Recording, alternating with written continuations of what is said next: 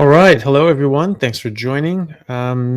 Just got back from my trip to America and just getting back onto the regular live sort of schedule. So I'm going to try to do these every Thursday in America, Friday in Australia, and middle of nowhere time in Europe. Unfortunately, sorry about that. I can probably do different times to accommodate you guys, but at the moment, this is the time that works for me.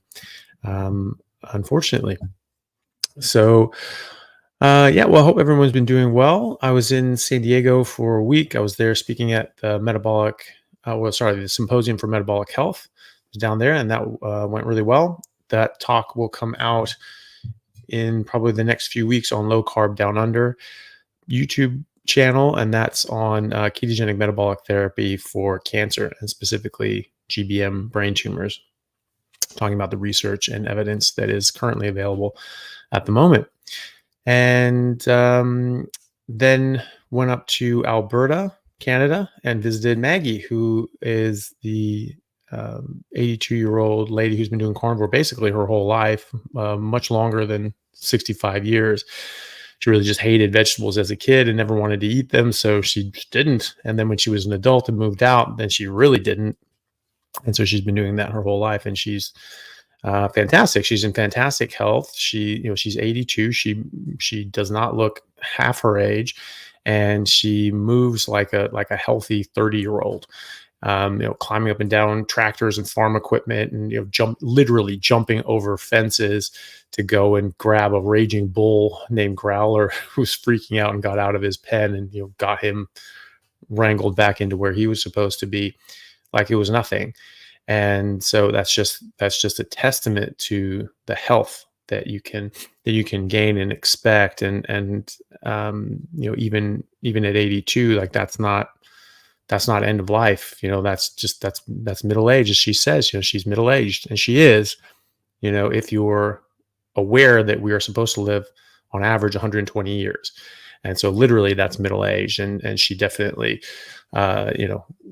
looks like it and acts like it and is able to work like it. So that was one thing I wanted to talk about as well before we sort of got into the questions. And everybody, please do put your questions in. Put question : put that in there so I can see it, so it comes up.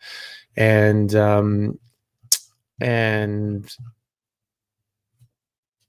yeah, so I can just see that. But before we get to the questions, I did want to say that unfortunately there are some difficult times in the ranching industry. They're basically being forced out.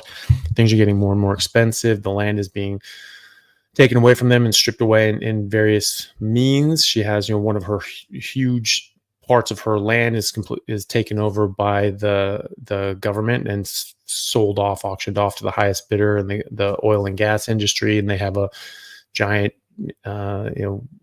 oil field or natural gas, I should say, pump on their property that they can't now use. And these people are going all through, driving through the middle of her crops and her feed, so that just destroys her crops. They don't always do that, but they have done that. And leaving things unlocked so that people can come in and rustle cattle. Yes, that's still a thing. And steal cattle and steal tens of thousands of dollars of cows in her herd, and more and more and more horrible things. But more recently, there was unfortunately a drought, and that has increased the price of hay and feed, because obviously Alberta is very, very difficult winters. And so you can't, even though she does a sort of a regenerative model, so she is able to keep them on pasture much longer than other people, there's still parts of the winter that they can't be on pasture. They have to be on feed. So they need to do that, and unfortunately the prices have now tripled. And so she's in a position, because they've basically perennially been losing money or barely scraping by. Now that this has hit and it's tripled her costs, she's going to lose half her herd. So she's going to have to sell off half her herd to pay for feed for the other cows, and also to offset the costs and paying for feed for those cows. So it's it's pretty unfortunate because then you have to rebuild, and it's a very slow rebuild. So this knocks you back for years, and so um, people have been asking for a long time, what they can do to help Maggie, and if there's anything they can do to help Maggie, if there's a GoFundMe or a this or a that, to help her situation out. And heretofore she never really wanted anything, but I've spoken to her about it now, and because she's sort of facing, losing her farm, having to sell off another chunk of land, and or losing half her herd. She's willing to look into this. So what I'm going to do is I'm going to start a GoFundMe for Maggie, and and if people can help, then they can help, and I'm going to help and donate myself. And if people are able to give, $1, $5, something like that, every little bit helps, and it builds up and it adds up, and so that will obviously all go to her feed costs for the winter. It's something like $50,000 Canadian that she's down right now. And so, that's a big chunk. And so I'm not asking for anybody to donate anything at all if they can't or don't want to. But if people are able to and they can afford it and can throw, a couple bucks towards it, it would really help her and would help her keep her herd and not have to sell off her land. And I think that she's a wonderful person, and her knowledge and inspiration has been, truly a gift to us and the carnivore community. And so if we can help, then that would be great. So I haven't set that up yet, but I will set that up directly after this talk, and I will put that link for the GoFundMe in the description of this talk, and then I'll probably do some more advertising and things like that as well. So thank you, everyone, in advance if you're able to help out and help Maggie, because she's great, and we want to keep her around making cows. She's also going to be switching some of her model to a direct to consumer meat project. So she has very high quality cows. I see these things are very happy. They're eating grass. They're very well cared for. They don't use chemicals and drugs and all these sorts of things. And, unless they're sick and they need medicine, they don't mass do this stuff because they're not a mass feedlot. But they're going to start switching into that model, which takes a bit of time, and going direct to consumer. So that was something people were asking as well. Can we buy directly from her? And the answer is yes, but not yet. So we'll get to that soon, hopefully. Okay, let me see here. So I'm gonna go through try to find some of these questions, and we'll take it away. So this question from Ariel St. James. Question: can you speak more about keto, cancer, and brain tumors? My mom was diagnosed with colon and brain cancer a couple of years ago. Luckily, cancer-free now, but was curious about this for sure. Well, that's a very good question. It's cancer in general. I mean, there's two models. There's the somatic theory of cancer, which is that this is purely genetic, and you get damage to the DNA, and that precipitates different sorts of problems in your cell. And that's, it described a lot of things, but it wasn't perfect, because there are cancers, big tumors that have different cancer cells in them that all behave as cancer, that don't have those genetic changes. Only some of them have the genetic changes. Not all of them do. Some of them don't have any. And some entire cancers and tumors don't have any genetic changes. And so that kind of puts a big hole in it's only genetic sort of theory. And, another theory, actually, really the original theory, actually before we knew about DNA, before Watson and Crick came out with their description of the double helix of DNA, was the metabolic mitochondrial theory of cancer, which was Dr. Otto Warburg, who's Nobel Prize winner in medicine and physiology. That was his theory 100 years ago, and he did decades of work on this, and he showed in pretty amazing ways. He showed biochemically and physiologically that the mitochondria were damaged and couldn't go through oxidative phosphorylation and produce enough energy to run the cell. And this caused a lot of downstream problems because the mitochondria actually run the show. The DNA are the blueprints. The mitochondria are the architects and construction workers. They're the ones actually doing the work with the plans that are in the DNA. It's not the DNA actioning these things. It's the mitochondria actioning these things. And so, yes, you can get damage to the DNA, and that will have wrong blueprints, and you get a door that's too wide, and that doesn't work. But if you have the workers and the architects and everyone else, going on strike, you're getting nothing done. And that's what's happening with the mitochondria. So there's a lot of detail in that. But basically, the mitochondria are the gatekeepers. So when we look about cancer, it's unmitigated cell growth and cellular division, and that's sort of a hallmark of cancer. That's what cancer really is. It's just these cell lines growing and growing and growing, and you can't really stop them. It's the mitochondria that inhibit cell division and growth. So they're the gatekeepers there. So if they're damaged, then you've got no one at the gate, and the horse is just out of the barn. They also control and action apoptosis, so programmed cell death. So when the cell says, hey, things are going too wrong, the DNA is damaged and we need to shut this down, or something else is going on, we need to shut this down, it's the mitochondria that do that. And so they're also, they're judge, jury, and executioner. And if they're out to lunch, nothing's happening. So the idea behind a ketogenic diet is that you are limiting the amount of energy available to the cancer cell, because that mitochondria are what people mainly think of them as is the powerhouses, the batteries, the generators in the cell, which they are, but they are everything else as well. They're the sailors on the ship going up and down the rigging and doing all these different sorts of things. And they move all over the cell, and they go to this organelle, release a bunch of ATP, so it can do something, and then go over here and do the same thing. So they're turning on and off things, producing energy, flipping switches. And I mean, it's crazy. It really is like a ship.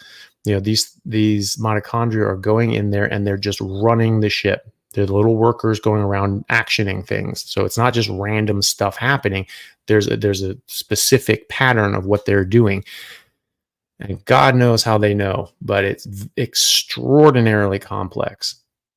But they can do it, and that's what they're designed to do. And so when they get damaged, they're not doing this properly. And this is something that Professor Chris Palmer speaks about a lot in his book, Brain Energy, which is when you get dysfunction of the mitochondria, your brain doesn't work as well, and your neurotransmitters don't work as well, and you're turning things on and off too quickly or too slowly. And it's getting derangement in your brain, which can cause mental health issues. Most other things are a product of damaged mitochondria as well. A lot of these so-called chronic diseases, mental health diseases, cancers, Alzheimer's, all these sorts of things have a very strong link to metabolic issues and mitochondrial issues in particular. So that's the same thing with cancer. Specifically with cancer and ketogenic diets in general can improve the number and function of your mitochondria. So they recycle the mitochondria. It's called mitophagy. And then, so you have better, newer, more active mitochondria, and you also get more of them. Okay.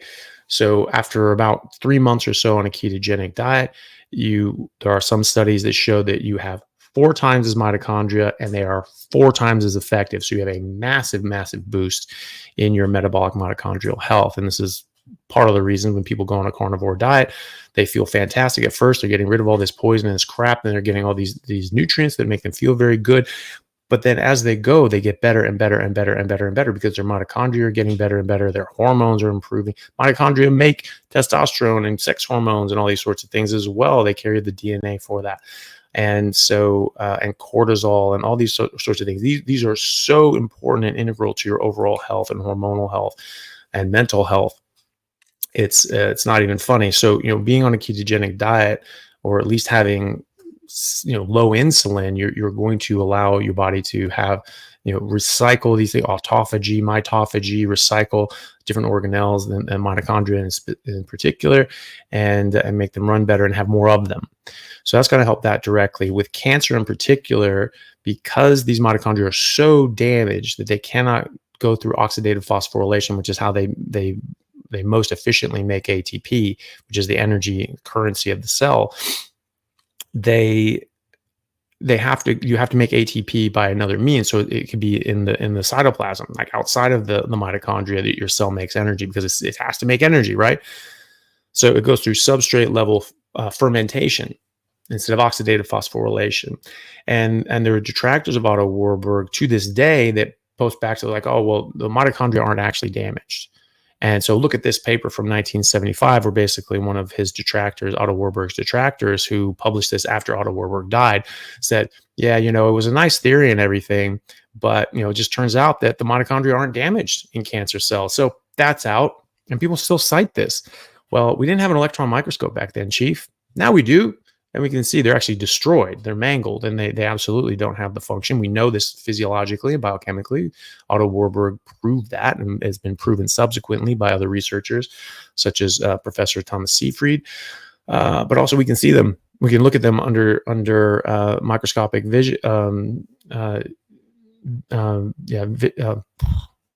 Imaging, and they're absolutely destroyed and damaged. And so all the cristae, all the little membranes, internal membranes in the mitochondria, they're gutted. So it's called crystiolysis, and they're gone. So we actually know that now, and that proved that Otto Warburg was correct. So because they can't make energy properly through oxidative phosphorylation in the mitochondria, they go through substrate level fermentation, which is much less efficient, and you need about 400 times the amount of glucose in order to run these cells. This is how we find cancers in a lot of cases as well. We're looking for metastatic disease with PET CT, right? So an FDG PET, right? You give somebody a radioactive marker glucose, sugar. You inject that in, it gets taken up in these areas that have high metabolic activity, and you can see, ooh, look at that. There's this hot spot. There's this spot right there pumping out. That could begin. Your brain does this as well. And then you got a super hot spot in your brain, like, ooh, that's not good. So probably brain cancer or a metastases. So we know that they take up 400 times or so the amount of glucose that normal cells do, because they're less efficient at it, and also because they have a higher metabolic demand and rate, right? And so they require all this glucose. So if you were going on a ketogenic diet, you were limiting that. You're going to still make glucose, right? But if you are eating sugar and eating carbohydrates, your blood sugar is going to go up. You're giving more, you're putting fuel on the fire, right? So there's still fuel there. It's still burning. But if you dump in a bunch of gasoline and put sticks on it, obviously you're going to have a bigger fire, and that's what we have in cancer. So you're limiting the amount of fuel available for the cancer, and your ketones go up. So your body has no problem running on ketones because they have normal mitochondria. Cancer cells can't run on ketones, and so this curtails their growth. And there are a lot of studies in humans and a ton of studies in animals showing this and showing the efficacy of this. And so that's probably more detail than we need to sort of get into here, because it's a whole lecture series on that. And we literally had an entire day talking about this at the Symposium on Metabolic Health. So, but my talk on that, my interview with Professor Seyfried is on my channel, and people can look at for more detailed, in-depth look on that. And then my talk on this will be out in the coming weeks with low carb down under. So people should take a look for that. Okay, so got a number of super chats in, and so I will start getting into that. Here's just a super sticker from Lee. Thank you very much for that. That's very kind of you. It wasn't a question attached, but just it's nice to get the super sticker. Thank you very much. So, question from Carnivore Kitchen. You are an amazing person. I will jump on that GoFundMe for Maggie. Appreciate everything you do for all of us. Well, thank you very much for supporting Maggie and for your kind words. That's very really nice of you, and thank you very much for the super chat. That's very kind of you as well. So yeah, Maggie is just wonderful. So Ella and I stayed with her for 5 days. Her and her husband Mac. They are the most generous and nice people. Like, I mean, they're just like, you could find people as generous and nice as them, but I don't know you could find people more generous and nice than them. Like my parents are like the most generous and nice people I've ever met. They are just exactly as generous and nice as Maggie and Mac are. They're just truly, truly kind people that go out of their way to do nice things for others, even when they get nothing in return, and even when that gratitude and grace is thrown back in their face. They never lose sight of what's right. And that was actually a sort of a newspaper clipping that I saw at her house that I posted on Instagram. There was a cowboy with a baby calf in the rain and on a horse, and it said that doing the right thing isn't always easy, but it is always right. And it seems that that's a mantra that these people live by. And so even though things don't always go their way and people take advantage of them in one way or another, they've just kept their positive outlook and lifestyle, and that's made them much happier and fulfilled people. And I think that's really a big secret in life is not letting things like that get you down, that you're just going to live your life and enjoy your life, and do the right thing no matter what. And everyone else can make their choices, but by doing that, they're very happy and fulfilled people, and it was just wonderful to see. Dana Beck, thank you very much for the super chat. It didn't look like there was a question attached to that, but I'll try and keep an eye out for one if it just didn't get attached. Sometimes they don't, and so I'll do my best to try and track that down. Sorry, there's just a lot of these things to go through.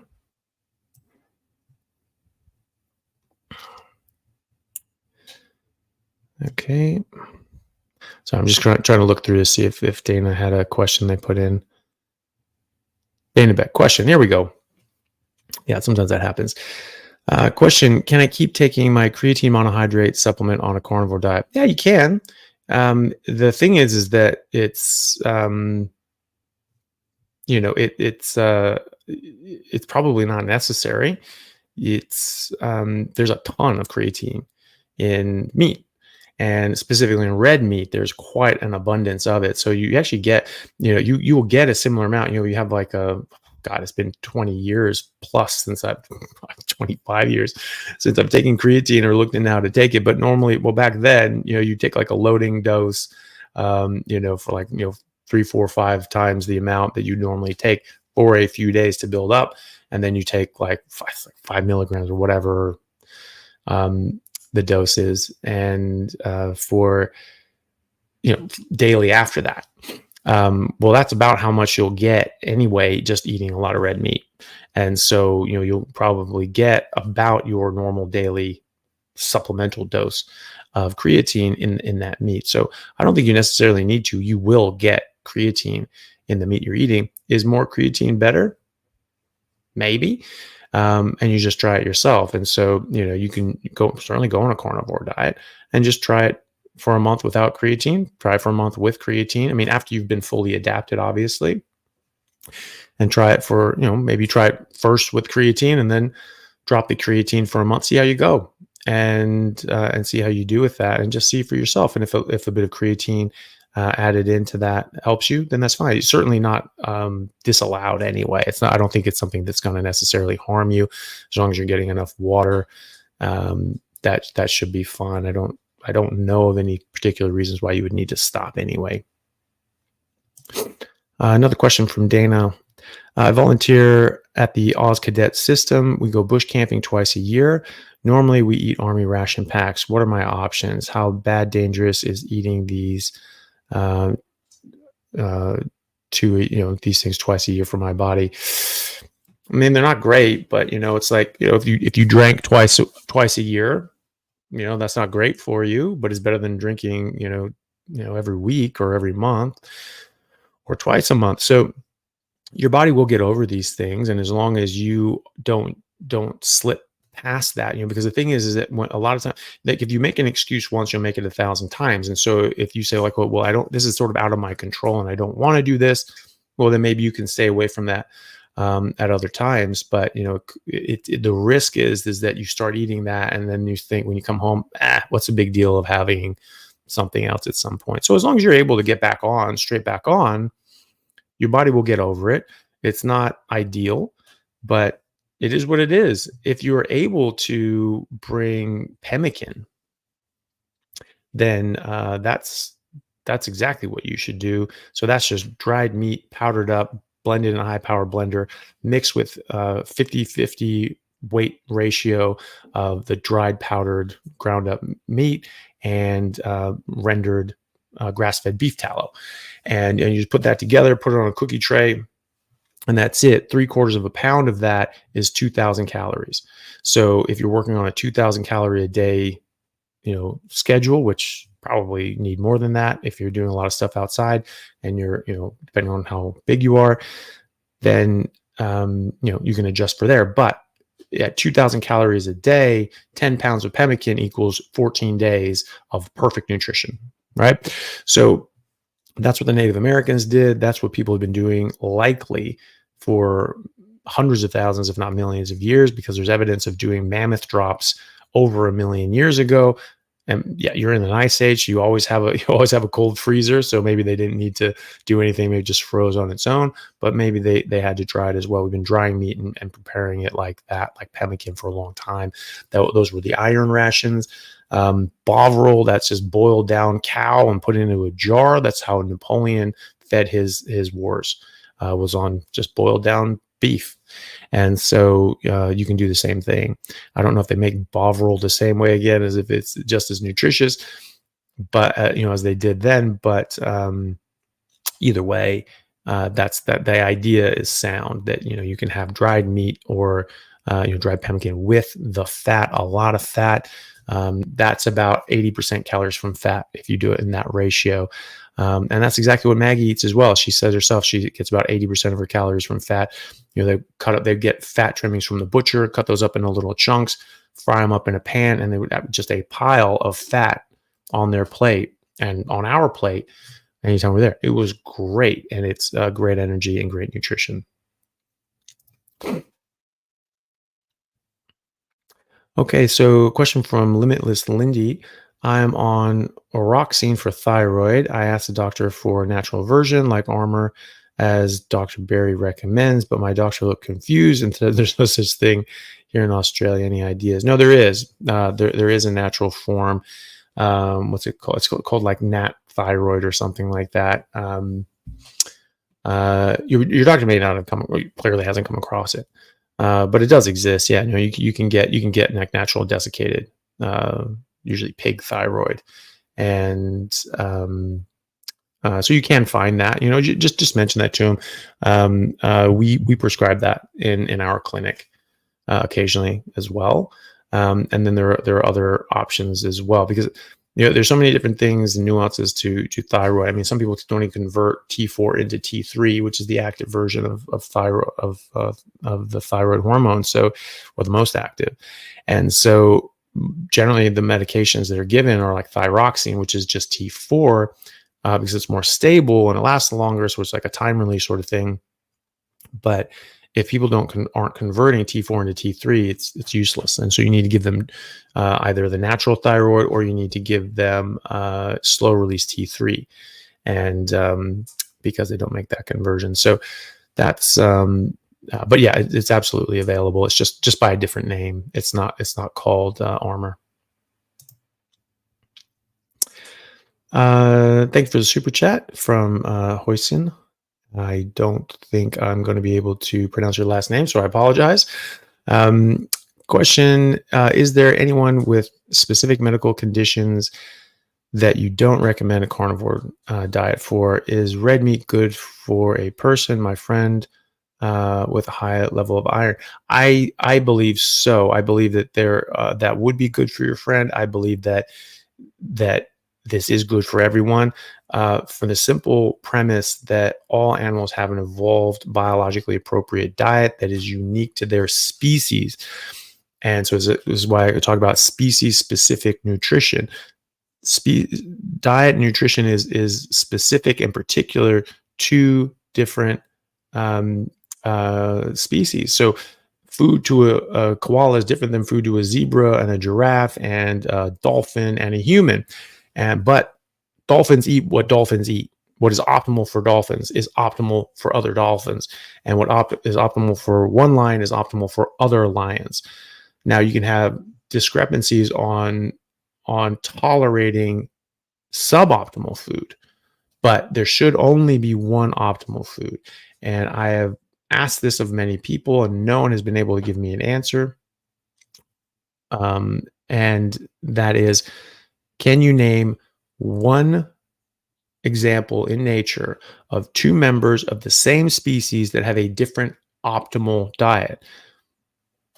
That's not to say that, absence of evidence is not evidence of absence, but I can't think of anything. So, you can consider this a postulate. Maybe it's not proven with a mathematical proof or something like that, but just like Euclid had these postulates, he said, okay, the three angles of a triangle equal 180. He's like, I can't prove it, but every single one I look at is 180. So I'm just going to say, this is what it is. Now you have, non-Euclidean geometry that says, nope, they can have different sorts of angles. And that does a lot of weird things that actually work really well when describing deep space, which is very interesting. But I can't think of an example. And so so for my working definition of this is that humans have an optimal diet, whatever it is. I argue that it's a carnivore diet, but it is something. And seeing as that we've just been eating meat or nearly just eating meat for large periods of time for millions of years, especially during the ice ages or in the Arctic Circle now, especially the Arctic Circle during the ice ages, there's nothing else to eat except meat. And so, if this is, so that is something that we've all basically evolved on or biologically adapted for.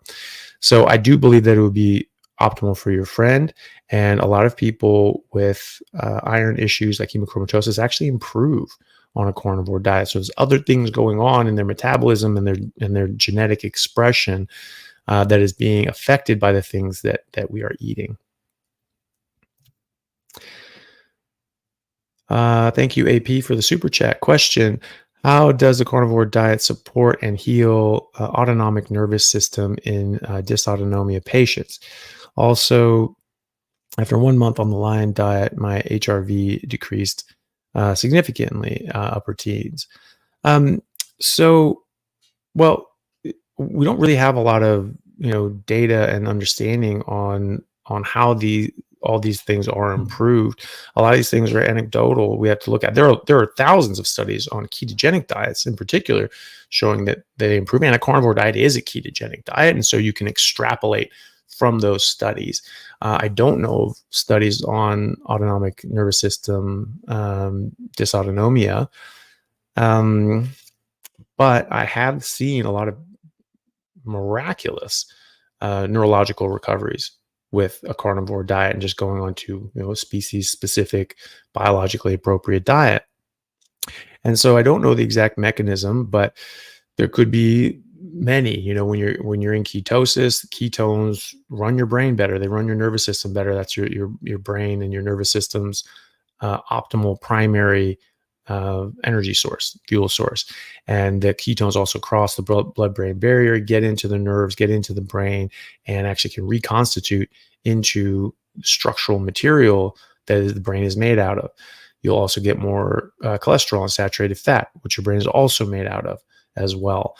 And so that can help just physically reconstructing and building a sounder nervous system. And you're also removing a lot of inflammation and things that cause direct harm and damage to your brain and nervous system as well.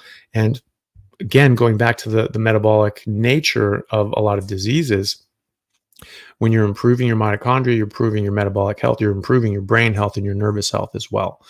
And so it could very well be that that's contributory as well. So it's a good question. It's something that we need to investigate more on. But at the end of the day, what matters is, does it help you? Did it help your situation? Are you getting better? And that's really all that matters. I mean, you don't need a study. What a study tells you is, say, okay, maybe I can recommend this to my patients, you know, or maybe that's enough evidence that I try it myself or something like that. But if you have tried it and it is improving, sort of academic why it's improving. It is improving, and so just go with it. Just don't worry about it. Just be thankful that it is improving, and that's how I look at it. Heidi Bachelor, thank you very much for the super chat. There's not a question attached, but I'll keep an eye out for that if there's something down the line. And if I miss it, I apologize.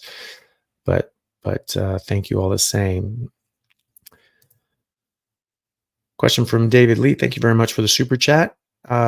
He says, at 30 years old, I developed generalized tonic-clonic seizures, had 2, but have been on meds since. I know about keto being used to treat seizures, but doesn't improve EEG as well as making seizures less likely. Yeah, they can.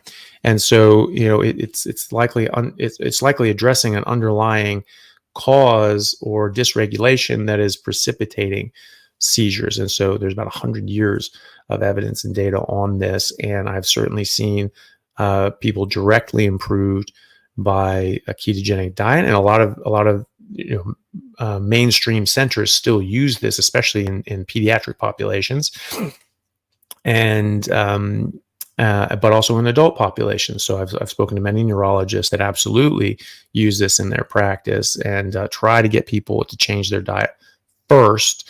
And if that's not enough, or they're not able to maintain it, then they go to pharmacotherapy, which I think is absolutely the most responsible way of doing it. And so I applaud them for doing that.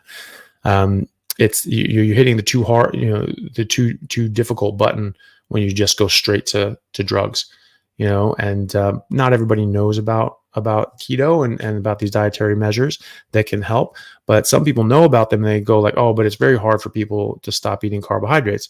It may be, and that's true. And that's why we have medications in case, but you can try, because you can actually get significant improvement and potentially even completely eliminate your seizure and your seizure disorder by changing your diet. And I've seen actually people do even better on a carnivore diet. Some people do just get everything done just on keto. Some people still have some lingering seizure activity, and they go carnivore and it's completely gone.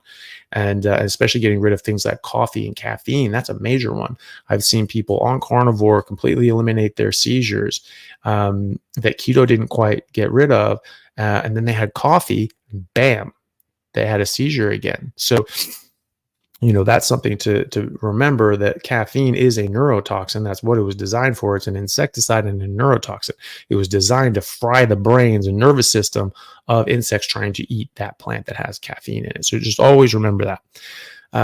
But yes, this can absolutely improve things, and and it'll improve other things as well. It may not get rid of all of your seizures, but it has significantly helped a lot of people over the past 100 years plus. And there's a lot of clinical data and literature on it.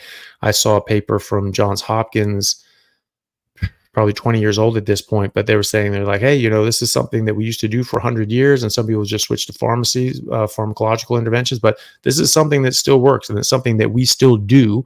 And they submitted a prospective series with 60 patients, and they were like, most of these guys cleared up their seizures, and basically everyone improved anyway in their control, and reduced the amount of medications that they needed. So it's something that I think is absolutely worthwhile.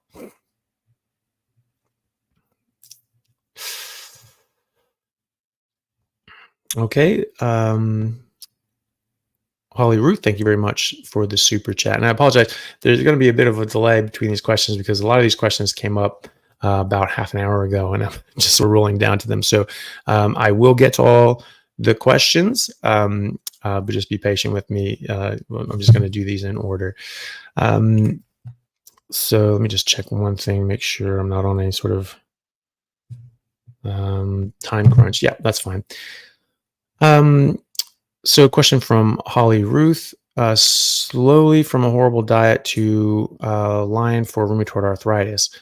Skinny, 5'2", 93 pounds. Can you explain to me why I need to eat 250 grams of protein, same fat to maintain my weight? Well, you don't necessarily. You could eat more fat. I mean, so 80% calories from fat is 2 grams of fat to 1 gram of protein. But a lot of people are nutritionally deprived, they're protein deprived and deficient. And so, especially early on, sometimes people's hunger and their appetite and their demand is greater, even when they're very skinny. And it's, in fact, generally when people are skinny and small, that they need more because their bodies are trying to catch up. But you don't necessarily need 250 grams of protein. It's whatever your body's asking for. So if your body is asking for 250 grams, give it 250 grams. It probably won't keep doing that forever once your body has caught up with whatever it's trying to catch up on. But just see. So if you're eating fatty meat, sort of either 2-to-1 fat to protein, or closer to 1-to-1 fat to protein, whatever is what you need for your body, just eat until it stops tasting good, and just let your body do the rest. If you're only eating meat, then your body will figure it out. It's extraordinarily complex, as we've sort of touched on some of the biochemical and physiological processes in the body at a subcellular level. This is very complicated stuff, and we are not going to be able to look at one isolated set of reactions and say, I know everything to know about this. You don't, you never will. And those interactions are going to be very, very complex, and you're not going to ever figure out like an equation that is going to answer all of that. It's just not going to happen. And so but the good news is you don't have to. Your body does it for you. And so that's where you get those signals, and you give it some inputs and it gives outputs. It says, you eat that, that tastes good. Okay, I'm going to eat more. But it gives negative feedback. The more you eat, the less good it tastes. And then eventually it just goes, it doesn't really taste good anymore. So you just stop. So just listen to that. Your body knows what it's doing if you allow it to do it. If you're eating carbohydrates and sugar and seed oils and all this other garbage and lectins and plants and all these sorts of things that will derange your normal signaling processes in your body, well, then you have no idea what the hell is going on. But if you are not doing that, then you will be much, much better.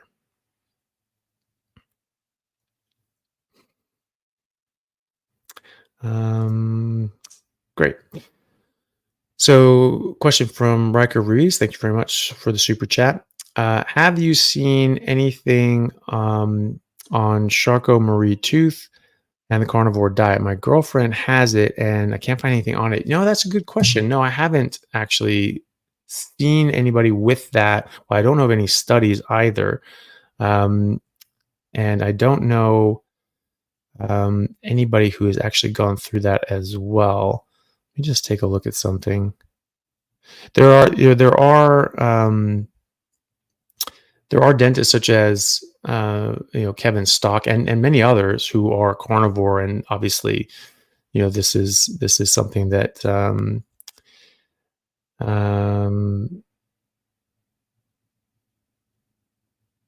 you're talking about Charcot's foot. All right, so it's not actually teeth. Yeah, okay. Yeah. Okay. Yeah, I was thinking about that. I was like Charcot's foot. Yeah. So Charcot-Marie tooth. That no, I haven't seen anybody that has that. But again, like other neurological issues, I've just seen crazy things improve on that. So I think it's well worth trying. The thing about a carnivore diet is whether or not it helps this specific thing that you're worried about, it's going to help 1,000 other things. and that you didn't even know were problems. And so it's definitely well worth the effort. You'll definitely improve in a lot of different ways. Hopefully it helps that. And it certainly helps a lot of other neurological issues. But I think that it's one of those ones we don't really have data on. And so it's just going to be a trial and error sort of thing. Just give it a try, see if it works, and see how it goes. You'll improve in other ways a lot. So I think it's definitely worth a shot anyway. Here's a question from Samantha. Why do people on carnivore who avoid dairy still eat lots of butter? What makes butter different? Yeah, it just doesn't seem to cause as much of a reaction or a problem. It still has some of the proteins in from dairy, but not all that, not all of them. It's still mostly fat, and it just seems to be that people do okay with that, but some don't. And so if you're one of those people, then do avoid it. It's an easy and tasty fat addition to meat and eggs. And so if you tolerate butter, then that's a good source of fat. If you want to get rid of the proteins, then you just go to ghee. And that's something that a lot of people do. It also has a higher smoke point, ghee does. So it's easier to cook with. But yeah, not everybody can do butter, but it's strangely enough, people who don't tolerate dairy very much seem to be okay with butter, probably just because it has less of the things that are problematic in dairy. Question from Nur Jimenez. Thank you very much for the super chat. Hey, Doc. My fasting insulin is 4.1, which is great. 58-year-old female. A1C is 7. In July 23, been on Ketovore, high fat, more meat, very low carb. What is next for me with fasting insulin of 4.1? Thank you very much. I will ask more in your community. No, like fasting insulin of 4.1 is actually very good. So I wouldn't be too worried about that. I'm assuming you're on the same units that I'm in, because you didn't put units there. But in Australia, that's totally fine. So HbA1c of 7 is, it's higher than you want, but all these blood tests are a snapshot in time. They only exist in that one little picture. You don't know what direction they're going, right? And so you need to get a number of data points so that you can graph this out and see what's going on. So just wait another 3 to 6 months, get your A1C and even your fasting insulin checked again. Avoid things like dairy, specifically milk that has enough carbohydrates that will raise your insulin, and you can start bringing that up and all that sort of stuff. So I would expect your A1C to continue to go down and your fasting insulin to stay at low levels if you're just eating just meat and water. And but yeah, just keep checking distantly. You don't need to be all over this. A1C, there's no point in checking that more than once every 3 months. That's the earliest you should check your A1C, because it's a measure of your 3-month average. However, some things can make your red blood cells live longer than 3 months or die before 3 months. And so that can skew that, but we're assuming it's 3 months. So take that with a pinch of salt. But either way, I wouldn't do it more than once every 3 months. Okay, so Scarnthoro's mom had a question. Thank you very much for the super chat. Can carnivore help my melasma? Got it after pregnancy 3 years ago. That's a good question. I haven't come across that either, unfortunately. So it's one of those things that a lot of these things, sort of, we have anecdotal sort of information on. Like some people have just known. So melasma is like a pigmentation issue on the skin, and certainly people have fixed a lot of skin issues. A lot of these things are actually to do with insulin resistance, and so you can get sort of browning or discoloration of your skin due to insulin resistance and higher insulin levels and blood sugar levels. And so undoing that can sort of reverse that as well. And so yeah, there's a potential that that could go away. I don't remember one way or the other if melasma is one of those that is specifically to do with insulin resistance, but there are a lot of things of darkening around the axilla or other parts of the body that are known to be direct consequences of insulin resistance. So I would be hopeful and optimistic about it just because of that relationship. But I'm sorry, I can't remember if melasma specifically has been shown to be related to insulin resistance. But again, like everything else, you're going to improve in a lot of other ways as well. So it's still worth it. Question from Stella. I have recently been diagnosed with atrophic gastritis. My GI doctor prescribed antibiotics for a week for H. pylori, which I tested negative for. Okay. Can going carnivore cure my gastritis? Depends on what's causing your gastritis. Your GI doctor is sort of, swinging at windmills there because you tested negative for H. pylori, but it's like, ugh, this is all I've got. Normally, you do triple therapy, where it's 2 antibiotics and a PPI, which is a proton pump inhibitor to reduce the acidity of your stomach. Generally, gastritis is treated with some form of PPI as well. I'm not a GI doctor, but that's just a general sort of treatment.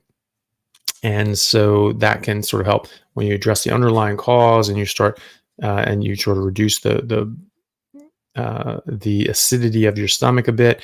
That can allow your stomach to heal the gastritis, which is just inflammation and damage, and that can improve things. So many people have certainly helped GERD or GORD, depending on what part of the world you're in, and if you spell esophagus with an O, or you're sane and rational, and just keep the E. And so that has been shown as well to be improved by ketogenic diets in general.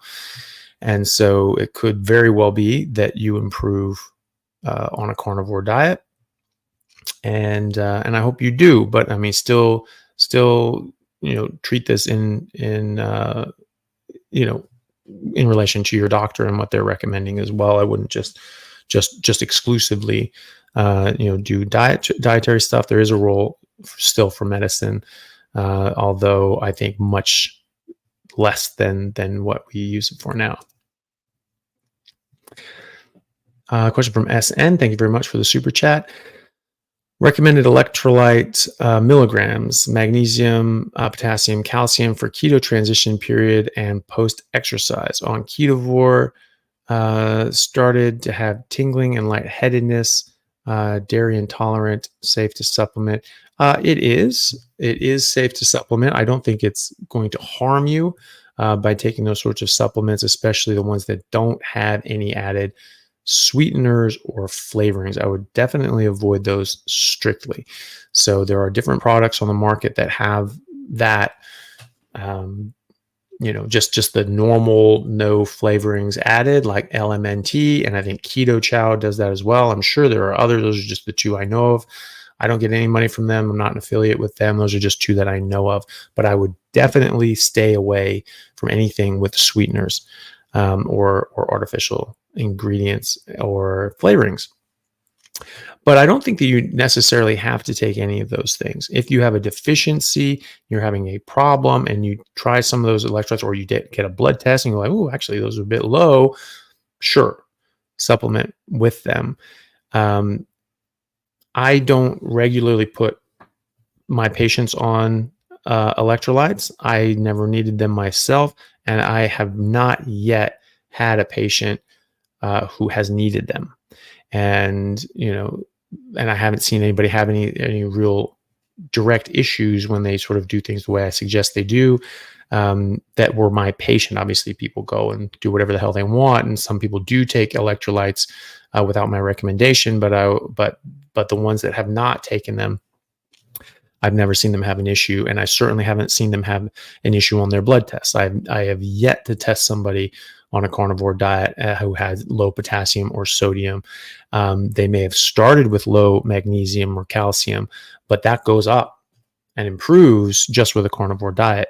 And so those are my feelings on it. If you are getting lightheaded or having other sorts of issues and you feel that electrolytes are something that you need, go for it. Most often, people have like crampings and that sort of things, and they say, okay, well, that must mean electrolytes.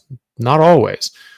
Honestly, not even all that often, because most people aren't that deficient, when it comes down to it, unless you're like drinking coffee, which will strip your body of magnesium and dehydrate you, which is a perfect storm for cramps. But people generally aren't like deficient on like potassium or anything like that, because you get serious cardiac arrhythmias if you have low potassium. So, but on magnesium, you could get cramps, certainly. But when people are having cramps and they're taking electrolytes and they're still getting cramps, and they say, do I need more electrolytes? I'm just dumping this stuff in. It's like hard to drink. It's like, definitely not. You're taking electrolytes, you're still having cramps. It's clearly not the electrolytes, right? Something else. It's usually dehydration. You need to really increase the amount of water. You're getting lightheaded. That could be a blood pressure issue. That could be that you're sort of losing out some of the electrolytes. Having some electrolytes and drinking more water will help you retain water, and that can help bolster your blood pressure and not get lightheaded. But you can get lightheaded for other reasons as well. So it's a bit of trial and error, and blood tests. You can always get a blood test and see if you're missing anything. Thank you for the super chat, Ingra. And it looks like there's a question directly after it. So if that happens, everyone, if you put in a super chat and it for some reason doesn't have your question up there, which is unfortunately something that happens, drop your question in directly after it as quick as you can, and so that I can see that, because I'm just trying to scroll down, and I will try and catch it if I can. But if it's sort of too far removed, I might miss it. So question, B12, my lab showed greater than 2000 B12. Is this a side effect of carnivore? My doctor is super concerned. Well, it can be, but it's generally from taking supplements. That's very impressive if you're just doing that on a carnivore diet. My question would be, are you taking anything that has B12 supplemented in it or fortified with B12? There is even toothpaste now that has B12 in it, and so that can raise things up. Obviously, supplements can raise up your B12. If you're just eating meat and you're not taking supplements, then I'd want to know how much liver you're having, because there's a lot of B12 in liver, and if you're eating a ton of liver, you're going to get a lot of B12, and it might get more than that. 2000 is higher than I've really seen anybody be on without getting injections. So I would be curious if you were taking liver. If you are, you clearly don't need as much as you're taking. B12 is a water soluble vitamin. It'll wash out. Just keep drinking water. You'll pee it out. It won't be too much of an issue if it's not over elevated for too long. I think a good range in Australia is about 800 to 1200. The units are slightly different in America, and so the ranges is slightly different. So, call it 900 or 1000 to around 1500. I forget the exact conversion for the US, but it's a little higher than that. So you're aiming for 1000. That's about where you want to be, 1000 to 1200 to 13 or 1400 in America. 2000's higher than that even. So I would if you're taking any supplements or liver, just pull back on that. You clearly don't need it as much. Just a statement from Briar Rose. Good to see you, Briar. She's one of my early viewers, and she's sort of been with me from the beginning. So good to see you still around. Statement, Dr. Chaffee, please consider Give, Send, Go instead of GoFundMe. Okay, I've never heard of Give, Send, Go, but I can look into it. I don't know the difference. I don't know if there's a reason for that. You have my email, so why don't you email me your thoughts on that, on why that would be better, and I can look into it. But I need to sort of do something today, because I said I would. So I'm going to put something up, and so it'll be one of the two. Thank you very much, Cody, for the super chat. Cody Zilberman asks or says thoughts on linoleic acid percentage in eggs, just yolks, even being pasture raised. Do they have a place in terms of optimal health? If so, how often? Yeah, eggs. When the chicken is eating what it's actually supposed to eat, it's going to have a better complement of nutrients and fats and protein and all these sorts of things. So I don't know the exact numbers of linoleic acid in pasture raised eggs, naturally raised eggs that are just in your backyard or on your property, but it's going to be less than the soy fed garbage that we normally get. Same with chicken and pork and all that sort of stuff. The linoleic acid levels are higher because they're being fed things they're not supposed to eat, and with linoleic acid in it that their bodies can't really process properly, and so that goes into their fat. I think eggs are fine if you tolerate them. If you are tolerating them and you're doing well on them, then go for them. They're fantastic food source and nutrient source. If you are sensitive to them, generally people are sensitive to egg whites, especially if you have autoimmune issues, then you may need to think about that. So it just depends on the person. If you can actually get pasture raised eggs, then that's even better. I do eat eggs, but it's more rare. I mean, I just prefer just beef really. And that's what I feel best on as well. When I was up with Maggie, she made these eggs with literally it was 12 eggs and a pound of butter. It was amazing. They were so good. Now I have anything else, even with half a pound of butter. It's oh, that tastes dry. So that's something to think about as well. And they were very, it was just wet. It was like butter and egg soup. And then you just sort of cook it up and it just sort of solidifies. Tastes amazing. So that's something that you can do as well. I'm actually going to make those today because I was thinking about it yesterday. So, but I don't use eggs all that often. I mostly just eat beef.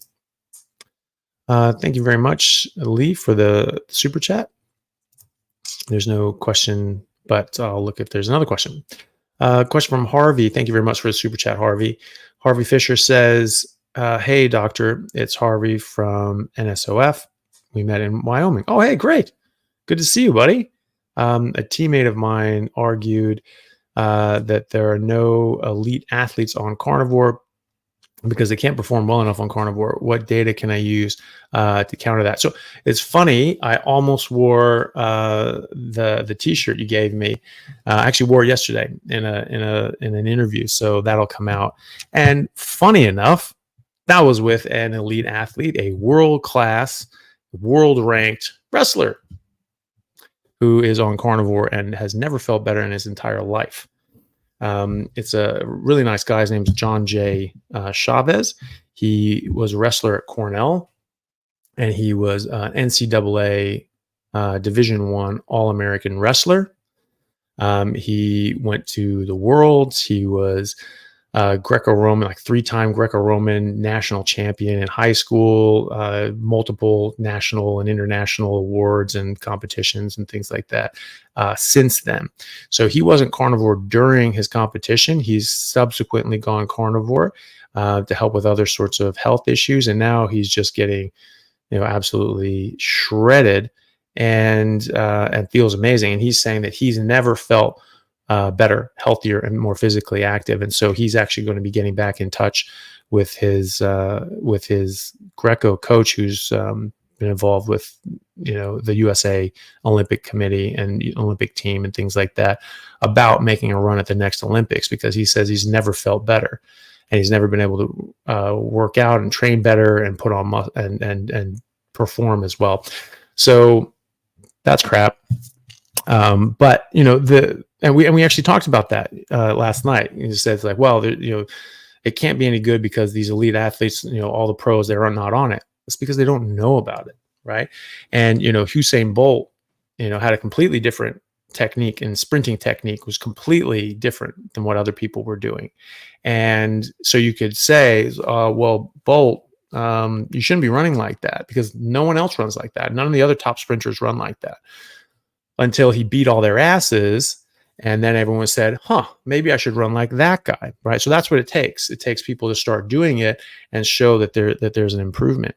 There are a number of top athletes that are doing this. I played professional rugby for 5 years, and well, for 5 years on a carnivore diet and 5 years off a carnivore diet. And I can tell you for a cold frozen fact, I have never felt better, trained better, performed better, and played better than those 5 years on a carnivore diet. And those were between the ages of 20 and 25. And then I played between 25 and 30 before 25 and 29 before going to medical school. And I was arguably a better athlete. I had been working out more, lifting more, training more. I was more experienced. I should have been a better player. I was far better in my early 20s, far better. I was like just a force of nature physically, even though I didn't have the same experience. Like I was just, I could just do so much more. And excuse me. There are a number of athletes. So I have interviews. There's a podcast playlist that I've made up on my YouTube channel called it's like bodybuilding and athletics or something like that. And that has a lot of interviews I've done with different people. And there's, top cyclists, Sean Seiko. He's putting up, big numbers on his cycling. He just does that carnivore. And there's a, European pro bodybuilding champion, Richard Smith. We talked about a lot of the science behind athletics and carnivore diet. And he did that fully carnivore, and he was competing without steroids in a competition that allowed steroids. It didn't allow steroids, but it didn't test for steroids. It was untested. So everyone, except, for a few people, would do them. And he won, right? So he beat people with steroids when he was not on steroids just by doing a carnivore diet. And then there's Ryan Talbot, who is a two-time NCAA All-American decathlete. So he's going to be in the running for the next Olympics, as everyone who is an All-American level right now is in the running for the next Olympics. And he switched to carnivore mid-season, year and a half ago, 2 years ago.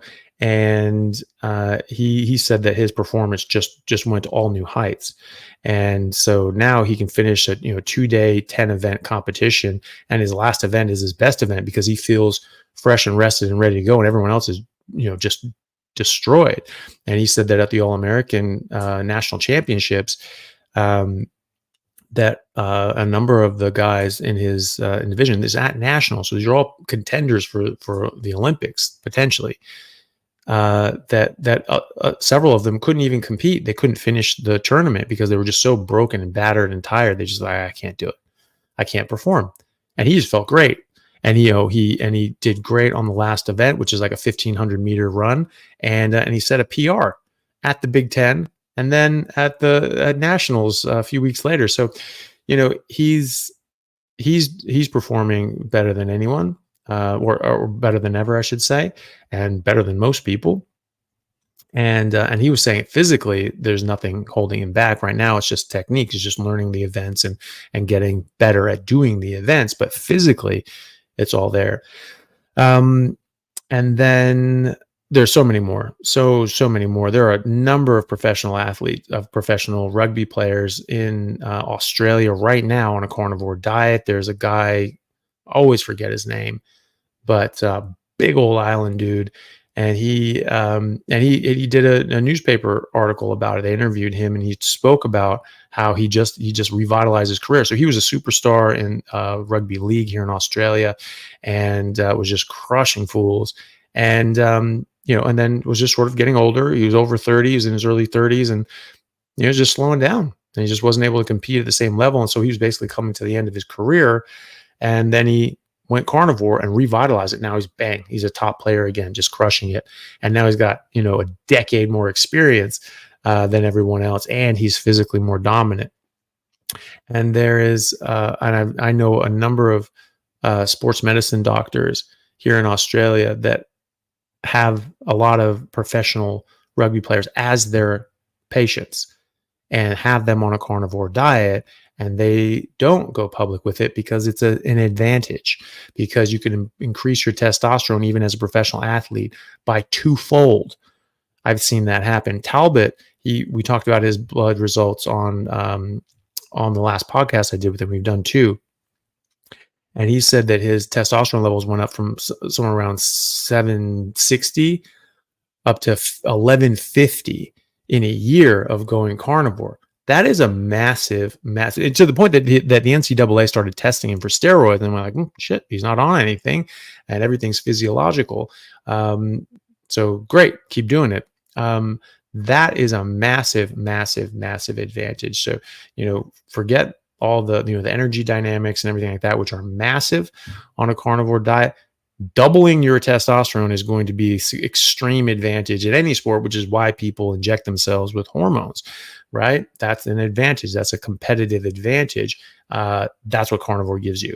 And not only does it improve your testosterone, improves your growth hormone and optimizes your cortisol and your estrogen and your progesterone and all your other hormones that all work together cyclically in this pattern that make you, a raw badass. So then all those things aside, they'll say, well, those are isolated examples. Fine. Go look at the work of Professor Tim Noakes in South Africa. He's been one of the top sports medicine doctors in the world for decades. And he was a big carb proponent. I have to have carbs. You have to have carbs. And a decade or so ago, he went, "Ooh, nope, I got that wrong. That's completely incorrect." And he's just like, "I feel like I've been lying to people for decades.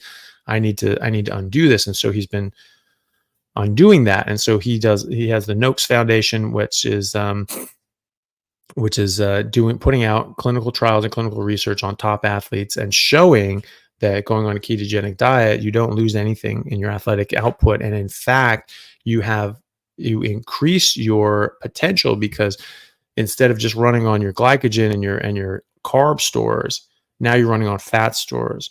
And so your output doesn't ever go down, but you can maintain that high output because you're running on your fat the whole time. You don't need to reload and keep eating carbs, and you go up and then you crash, and you go up and you crash, and you go up and you crash based on the carbs that you're eating. He's showing that you don't crash at all. You never crash. You can just keep going at that high level. There's a Professor Peter Brunkner here in Australia who's done the same thing, and he actually took the Australian national cricket team and many other professional teams, put them on a keto carnivore diet, and all of a sudden their performance goes through the roof. So the cricket team, and yes, this is assuming that we consider cricket a sport, which some may not. However, it is an athletic endeavor to some degree, so we'll give them a pass on that. And joking, of course. And so he took them, and they were getting trounced. I think they lost to England like 0-5. It was like 5 days in a row they lost. Shit goes on for 5 days. And you have to be very drunk to get it through all 5 days, I think. And so they lost all 5 days, 0-5. So they went back with their, tails between their legs. And then Brunkner got a hold of them, got them on a keto carnivore diet. And then, several months later, they're now playing India, which is, far better than England, at least at that time. And they beat them 5-0. So there's this massive turnaround in their athletic performance, on a world stage. And so, and you look back, just go back to the original Olympic Games, like the training for those games, like people would just start eating a lot more meat, or even just exclusively meat. And, so there's historical precedents here as well. The original golden era bodybuilders like Vince Gironda, Serge Nubret, and those guys, they were just steak and eggs. And they talk about how big of a deal that is. Gironda, I have seen, quotes from him saying that, you're doing steak and eggs all week, and then one day a week you have some like clean carbs and things like that, because you need to replenish your liver's glycogen, and you can only do that by eating carbs. That's actually not true. You replenish your own glycogen in your liver just from your fat source. So you actually don't need carbohydrates. So, and I think if he knew that, he wouldn't have done that once a week. But either way, 6 days a week, it was still steak and eggs, and he said that was 100% the best way to do it. But good to see you, man. I would try to find you guys on Instagram and things like that, but I didn't know what you go under there. So if you and the rest of the guys are on Instagram or Facebook, do send me a request or a message, and so we can connect there. Be good to keep in touch with you guys. Question from Corey Duvall. What do you think about eating beef liver and beef heart together? I think it's fine. I just think whenever you're eating any organs, you need to keep it in proportion with the animal. So, you remember that you have take down a bison or a buffalo or a cow, you're going to have hundreds or over 1,000 pounds of muscle, meat, and fat to get through, which is going to take you a couple of years, depending on how much you eat. Has one liver, has one heart, right? Keep this in proportion. So having beef liver has a lot of great nutrients. Beef heart has a lot of great nutrients. Beef heart is more muscle meat than the other organs because it is a muscle, but it has specific nutrients in it that are quite good for you. You could probably eat, a more heart than the animal has, more hearts than just the one that the beef has. But liver, I think, is a bit more of a concern just because it has just a ton of a lot of things. And certainly like carnivore livers have a higher concentration of a lot of these fat soluble vitamins and minerals and metals and things like that. But you can definitely eat them together. That's not a problem. I just would still keep them in proportion. That was just a comment from Heidi. I love all your posts. Thank you very much. Your girlfriend is awesome. I agree. Thank you for sharing Maggie's story. Excited to support. My question is how to shrink my fibroids in uterus. Oh, yeah, no, that's something I actually did an episode on, a podcast on, a video on, and that was on female health and fibroids and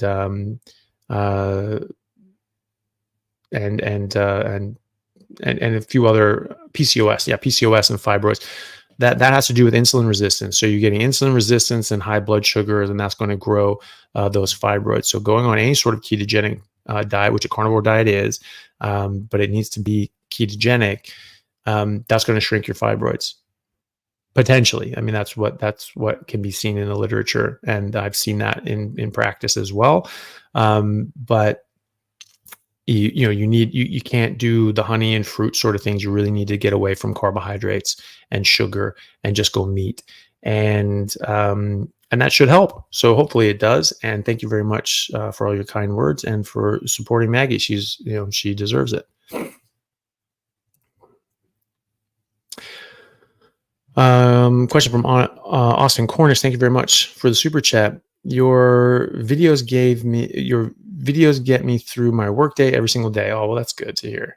Would love to see a video with Patrick Moore on climate change. So if I remember correctly, Patrick Moore is the Greenpeace guy, or one of the original founders of Greenpeace. I've seen a lot of his videos, and on if it's the same guy, and on like PragerU and things like that. I think he makes some very, very good points.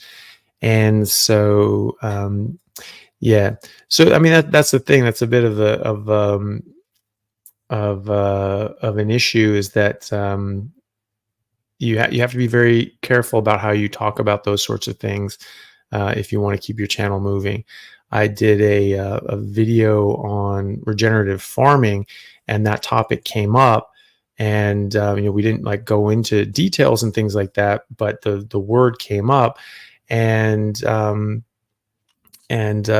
that I sort of got this banner for more information on on CC, go here, and then after that my channel got completely throttled. So I ended up getting 1/4 of the subscribers and viewership after that for about a year, and it started to sort of recover now. But that was a big hit at that point. So that's something that sort of have to handle with kid gloves. Uh, Thank you very much for super chat, Eric Cooper. There isn't a question attached, but there might be one down the list, and I'll keep an eye out for it. Thank you very much, Kyle, for the super chat. Would love to see a discussion with Paul Check. Have you heard of him? No, I actually haven't heard of him. I don't know who that is. Yeah, who is he? I'll keep a lookout for your reply. But posted this up an hour ago, so hopefully you're still around. And if you are, let me know who that is. But I'll take a look at him anyway. I'll write him down, and I can look him up anyway. Yeah, so don't worry about responding. I'll just look him up. Okay. Question from Fortnite Clips. Thank you very much for the super chat.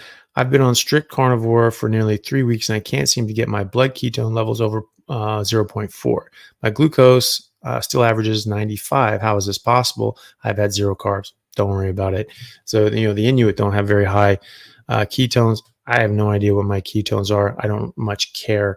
If you're just eating meat and you're not eating dairy or anything else, you're not using artificial sweeteners or fruit and honey and all that sort of stuff, your body's doing its thing. You are maintaining your blood sugar level, right?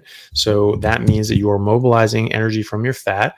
You're converting that into glucose and glycogen. You're using that, and you're also using ketones. That's what you're doing. It can also be that, one thing that people have suggested is that ketone levels being quote unquote low is just your body being efficient at using them. So you're just making the amount of ketones that you need, and you're using them. So they're being used, they're being made, and then they're being used. And so you don't have this abundance of serum ketones that are just staying up there all the time because you're using them. And that's okay. And it's also been 3 weeks. So it does take longer than that to get fully fat adapted and keto adapted. And so I wouldn't worry too much about it. I just run on the premise that we are designed to eat meat. That's what's optimal for us. And whatever our body does after that, it's supposed to do. I really have no concern whether I'm in or out of ketosis, here, there, or everywhere. I don't know. I assume that I'm in ketosis for large periods of time. But you know what? I don't know. I don't much care. I know that my body runs on meat. And so if I give it meat, my body will run. And that's all I really worry about. So I wouldn't be too concerned about that. As long as you feel good and things are going well, then there's no concerns.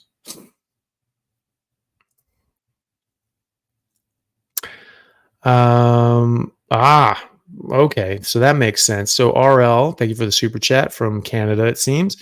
Give, Send, Go might be a better pick. Ask a trucker in Canada. So that refers to GoFundMe's for the trucker sort of protest that happened in Canada.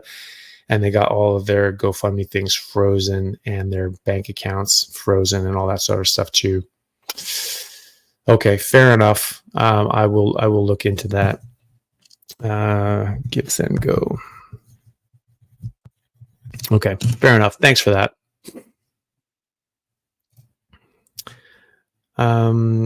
Question from Susie Q. Positive Susie Q. Question, Dr. Chaffee, just want to say thank you for teaching me to use cheese as a condiment only, trying to wean myself off. Thank you very much. Well, you're very welcome, and I'm glad it helps. I think that's something that people can run into, and they can end up using just a ton of cheese and end up not having as good of results as they want to. So it's just always good to remember to keep that as a condiment. Carnivore Zealot, thank you for the super chat. 11 months now, can walk, hike, and hunt again. Hey, that's fantastic. Really glad to hear that. It's wonderful to hear people making these fantastic recoveries. I see them quite regularly, and they never get old. I never get tired of hearing them. They always make me really happy and really excited. So thank you very much for sharing that. And I'm so glad to hear that you are, active and functional again. That's amazing. Okay. So question from Sally, Texas trucker. Okay. I am 55, 6 feet tall, and 165 pounds. I want to start working out. Suggestions: raw milk, appetite, Thank you. Love what you do and your channel. Well, thank you very much for that. I appreciate it. Well, the main thing is just doing it. I think the best workouts are high intensity interval training. So the high intensity bursts, so like sprinting or sprinting on an exercise bike, like a stationary bike, and lifting weights or resistance exercises to failure. So if you're doing body weight stuff, or you're doing bands, or you're doing some weights, just doing that action. Say you're doing bicep curls because you want to look great at the beach. You just do those until you just fail, and you just go to failure. You can even start out, you can just do one set to failure and do that 3 times a week. So you're doing, larger body movements. The compound movements are better because they get more, if you're doing them right and you have good technique, they're better because you are getting, more muscle groups. And so you're going to be doing better work. So that's what I would do. If you can start doing some sprinting, you don't have to be going very fast, just as fast as you can go for 40 yards and then stop, rest, do it again. Do that 10 times, do that 3 times a week. Or you can do that same sort of idea on a stationary bike.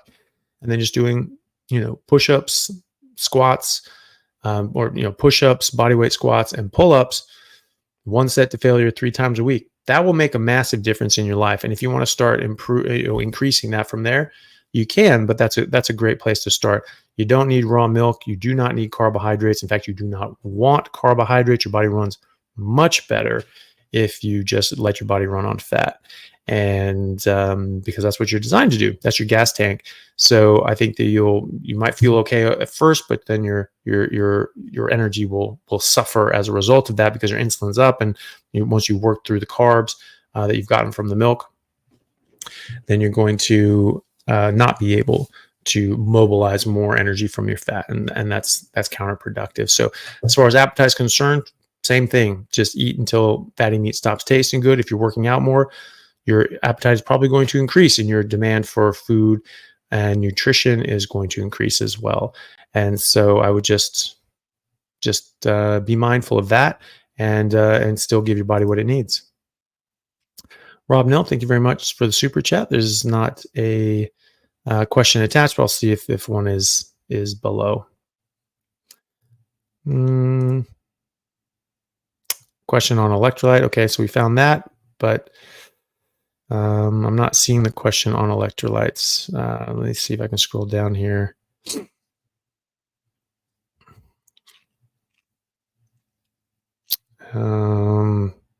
Shoot, I'm not seeing it. I don't know if it got lost.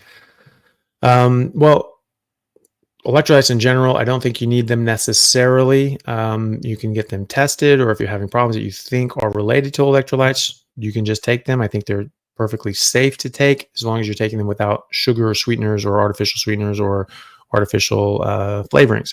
So just get the plain ones. If that helps your situation, great. If it doesn't, it's probably something else. Usually water if it's cramps. Tony Lacantro, thank you very much for the super chat. It's very kind of you, very generous.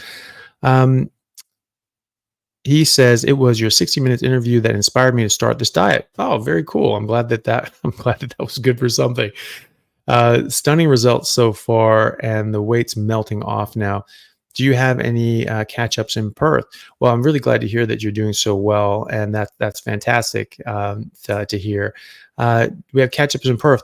Well, we did do a meetup a few months ago, and I think that we're going to probably try to do some more. But yeah, I would like to do that sort of thing. It'd be nice to have more, more communication with the carnivore community here in Perth. And, I know that they do those things regularly in other parts of the world. And so, yes, we can try organizing something at like a Brazilian barbecue sort of place, one of those all you can eat meat places, and scare the hell out of them. And go from there. So yeah, so keep an eye out for that. I generally announce those on my Instagram, and so I'll put up stories and posts and things like that about any upcoming meetups. We don't have any scheduled at the moment, but that might be something to look into in the coming months. I don't know if I have much time in the next month or so after I start going on some trips, but I might be able to do something. So stay tuned for that. And if you want to organize one, you want to tag me on that or invite me or whatever, I might be able to do that as well. Okay. Okay, so Cody Whippo, thank you very much for the super chat. Any thoughts on combating gouty flare-ups every time I go carnivore or fast? I experience flare-ups. Should I push through? I think so. I think it is something that you can push through. There are people that I've never suffered with gout, but I do know that we've been treating gout with a pure red meat and water diet since the 1800s with Dr. Salisbury. That's what the Salisbury steak was made for. We're treating his patients back then with perfect nutrition and getting rid of things like gout and even tuberculosis and rheumatoid arthritis and Crohn's and ulcerative colitis and all these other sorts of horrible things that are a consequence of eating poorly. And so, and that was long before processed foods and sugar became so abundant. So for gouty flare-ups, one thing I have seen people talk about in regards to a carnivore diet is that sometimes they can start getting a bit of a flare, but it's generally when they get their insulin resistance down and they get away from the sugar and the carbs and the fructose and especially alcohol, and they get away from that sort of thing, that the meat doesn't bother them anymore, and they might have one or two flare-ups or something like that after they do that, and then it just goes away and doesn't cause a problem anymore. So it's interesting that fasting triggers that for you, because that's there's something more physiological happening there, as opposed to there's a problem like meat is contributing something to that, which I don't really believe anyway, but that is interesting. But I would suggest pushing through if you're able to, and from people's experiences that does go away, and then after one or two flares, that from what people tell me, it doesn't come back after that on a carnivore diet. So just good luck with that. Question from Solar Ray. Thank you very much for the super chat. Male, 44, weight 146 pounds, carnivore 1 year, HbA1c 5.2, fasting insulin 4, triglyceride 70, HDL 58, LDL 400, GP suggests risk for a heart attack due to high LDL. So this cracks me up every time. Like, all of your numbers are, phenomenal. I was going to say something phenomenal, but it's phenomenal. And all of those things show that you are metabolically well.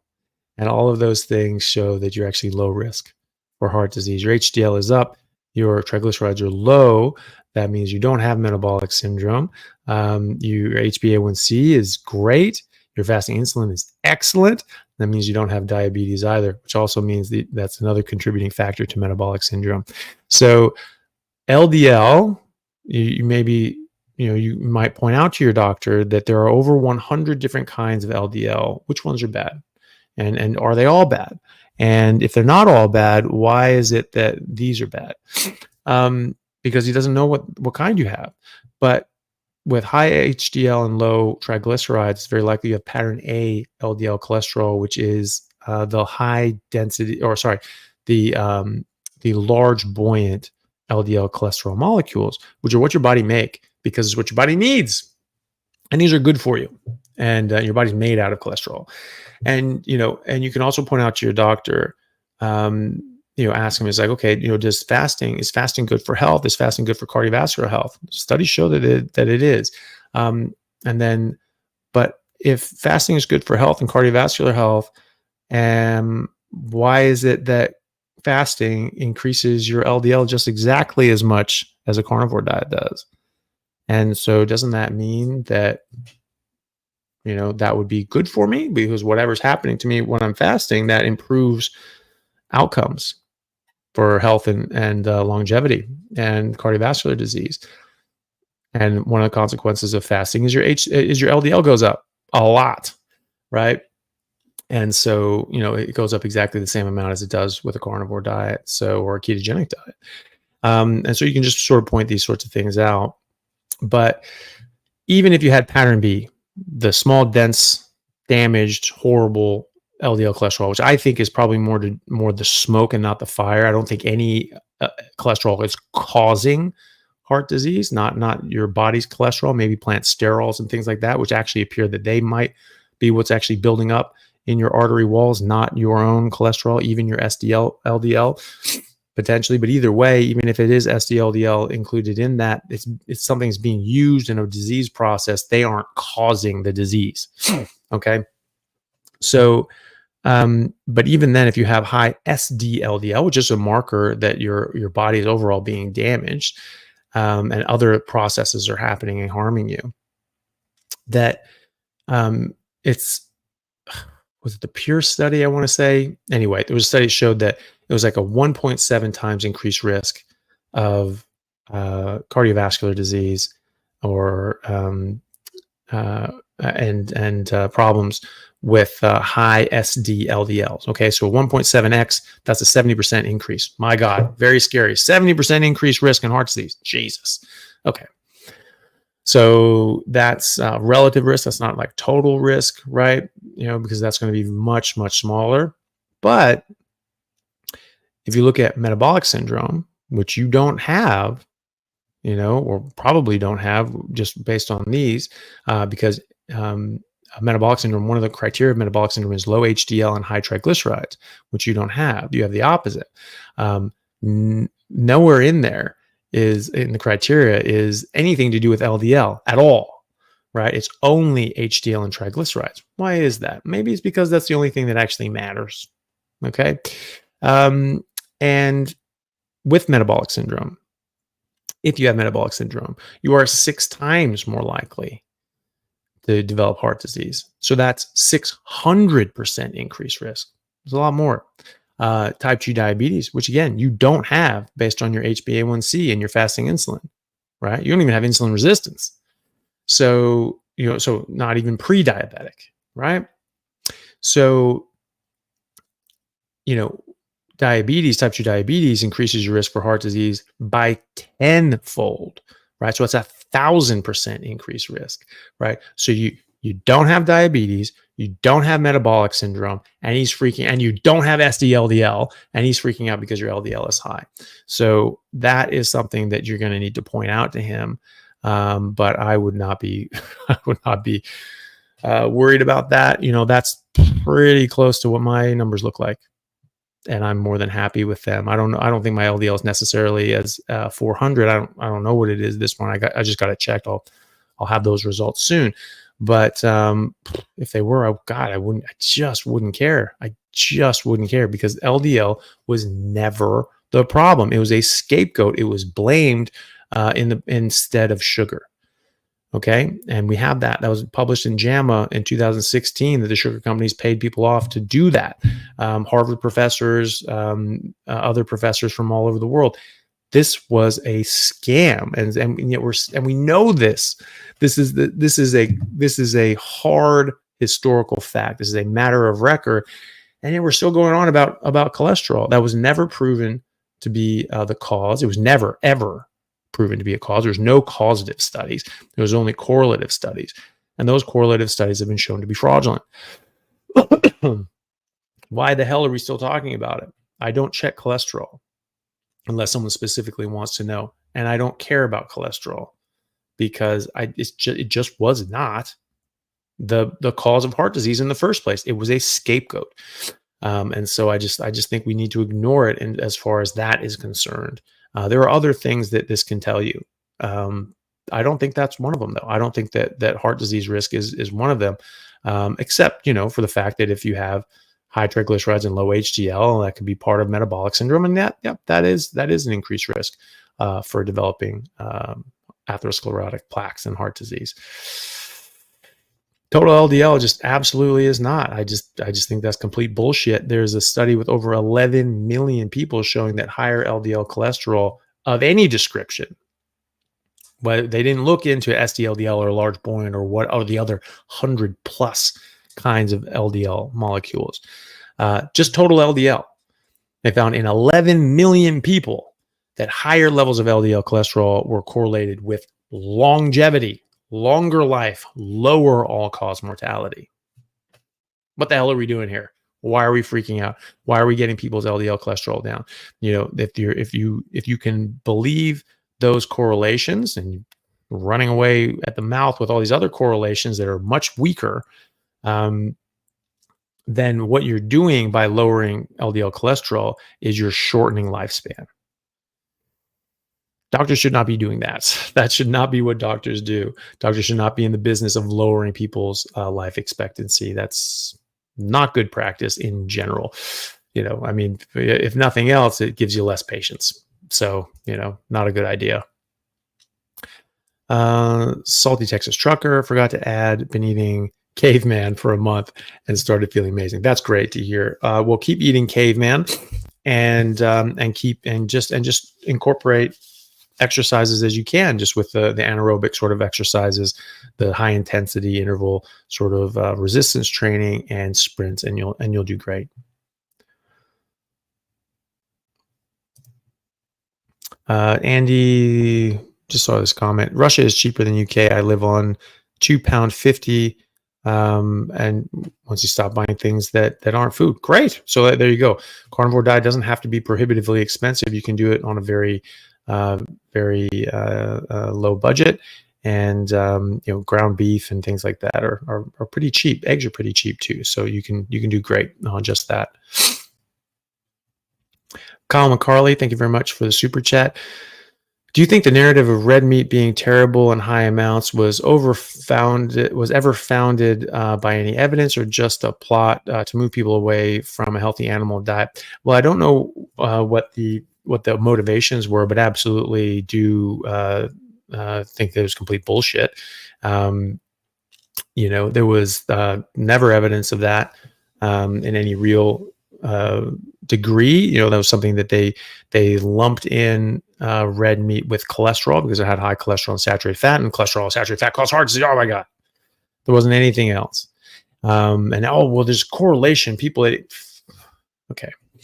All of those things have a lot of confounding factors when you look at these sorts of things. And people have been told for the last 50 years, if you eat red meat, you're going to die. And so people that are like, F you, I'm going to do what I want, they're more likely to say, F you, I'll do what I want about other things too, like smoking and drinking and extreme sports and driving too fast and just being reckless in other ways. So all-cause mortality was higher in this group. However, that group was more likely to do a lot of other things that can get them in trouble. And when you corrected for those things, they found no correlation at all between red meat consumption and any all-cause mortality or any sort of negative outcome. And as far as cancer, you know, you keep seeing people say, "Oh, when you eat a lot of meat, it, you know, correlates with cancer." It absolutely does not.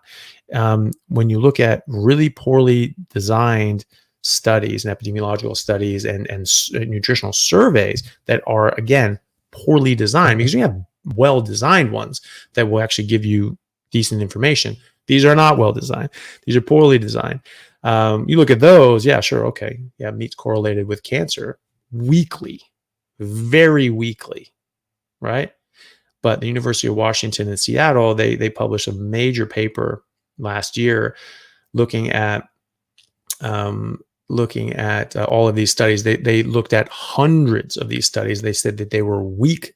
There was very weak evidence. They were junk science, junk studies, and you know, and things like the Eat Lancet. You know, one of the top researchers in the world, Professor John Ioannidis from Stanford, who's amazing. The guy has more citations than anybody in any field ever in history, and he's not even done with his career. Like, he's still going strong, and that's the clout of a researcher, is how many citations you have, how many people cite you. And he is the top, right, of all time in any discipline or thereabouts. It's hard to sort of, you know, see when you're really at the top there because the numbers are just so high. But in any case, he's well up there. You know, he's up in the top 5 or 10 of all time in any discipline. And you're talking about the Eat Lancet study, and he said the Eat Lancet trial was more science fiction than science, right? I mean, it's just like, these are just crap. These are garbage, and they're done with motivation. So I don't know what that motivation is, but but I do know that meat is not bad for you. It's not bad for any other animal on earth either. Name one animal, that we can argue that meat is bad for. Name, like 70% of animals in the wild are carnivores. Up and down the food chain, carnivores eat carnivores. They'd eat carnivores. They'd eat carnivores. They'd eat herbivores, right? So that's the food chain, and so I'm sorry, but it's just all utter garbage. And a lot of that had to do with protecting interests and in the processed food industry and sugar industry, and so they had to get these scapegoats, and that's how I think a lot of it started. And then a lot of it was, I'll get to that question in a second. A lot of that had to do with also religious involvement with the Seventh-day Adventist Church, who are religiously anti-meat because they feel that it makes you that it increases your sexual urges, that you need to eat bland plant food because that suppresses your sexual urges. And of course, lust is a sin, and therefore meat is sinful. And so this is why they said you can't eat meat. You don't want to do that. It's really bad for you. So they've been pushing veganism, vegetarianism from a religious standpoint since the 1800s. They founded Kellogg cereal. They founded Sanitarium Foods. They started the processed food industry in the first place. And now they're making billions of dollars and still religiously motivated. So now they're financially motivated and religiously motivated. So there's a lot that goes into it, financial and ideological.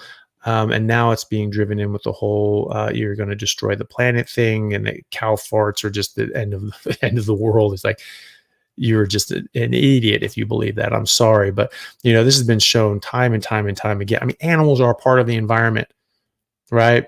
Why would animals be a problem for the environment? Animals are the environment. And it has been shown time and time and time again that if you have a field or a pasture or rangeland with cows or other livestock animals, and say, oh my God, the emissions, the water usage, oh my God. The emissions and the water usage is exactly the same if you have animals on a pasture or animals in the wild on the same piece of land, because they're animals and they're just part of the environment. So this is a net zero issue. But you're gonna calculate all the emissions from all the koalas and the pandas and the bison and the wildebeests and the lions, and look at these emissions. We've got to eradicate all life on Earth in order to preserve life on Earth. You're getting into the realm of a supervillain. That is crazy time sort of thought processes there. So. A pasture with cows has the same emission as an area with deer. It's exactly the same. So God only knows. So, but it's being tied up in all that again. And this is as old as time. It's as old as society anyway, is that when you want to control people, you keep them sick and malnourished and ignorant. This is saying is thousands of years old, or maybe hundreds of years old. Keep people ignorant, you keep them under control. And if you keep them poorly fed and sick and malnourished, you also keep them under control. People don't realize this about the ancient Rome, when the plebeians were getting uppity and starting to get rebellious, and they're like, "Ooh, we got to protect our interests here. We got to protect our wealth and fortunes here." Bread and circuses. We hand out a bunch of bread, put on a bunch of circuses, and just distract people. The other side of that coin that they don't talk about is they cut off the meat supply to Rome, right? They stopped meat. People couldn't get meat, but they had an abundance of bread. Oh, we'll just eat bread. Bread's great. Bread keeps you docile and sick and lazy. And then they're just distracted with, just eating popcorn, watching TV, What are we doing now?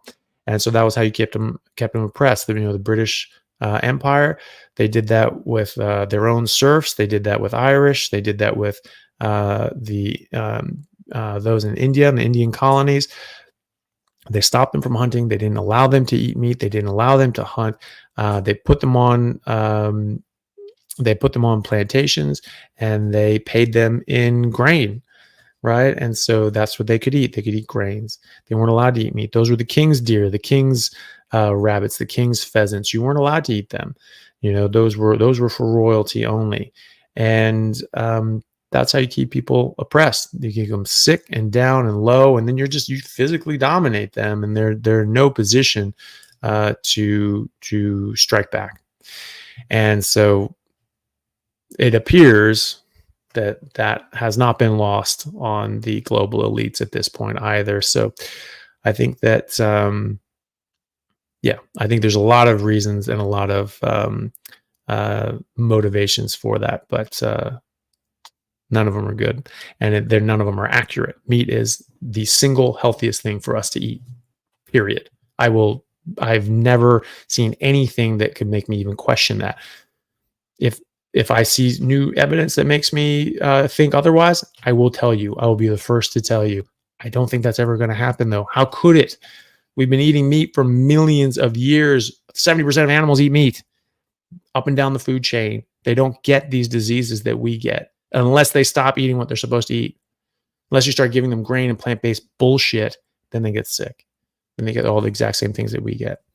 All these tribes and civilizations that only ate meat for thousands of years. Then the Europeans came and saw them, and they had, these guys don't get any of these diseases we get. These must be just Western diseases, the diseases of the West. They didn't get any of them. But when they started eating the food of the West, the plants of the West, the agriculture of the West, long before sugar and processed foods, they started getting the diseases of the West. Okay? So how the hell can meat be the problem? We've always eaten meat. And if you want to survive, you always will eat meat. Sorry for the rant. Question from Steve Wood. Thank you very much for the super chat. How much did the carnivore diet help you go through school? Did you notice any differences in memory, focus, and learning? Absolutely. So I did this sort of in the latter bit of my undergrad. So I don't know. It was a breeze. It was, in regard to my own, I mean, not that all the classes were necessarily a breeze, but a lot of them were.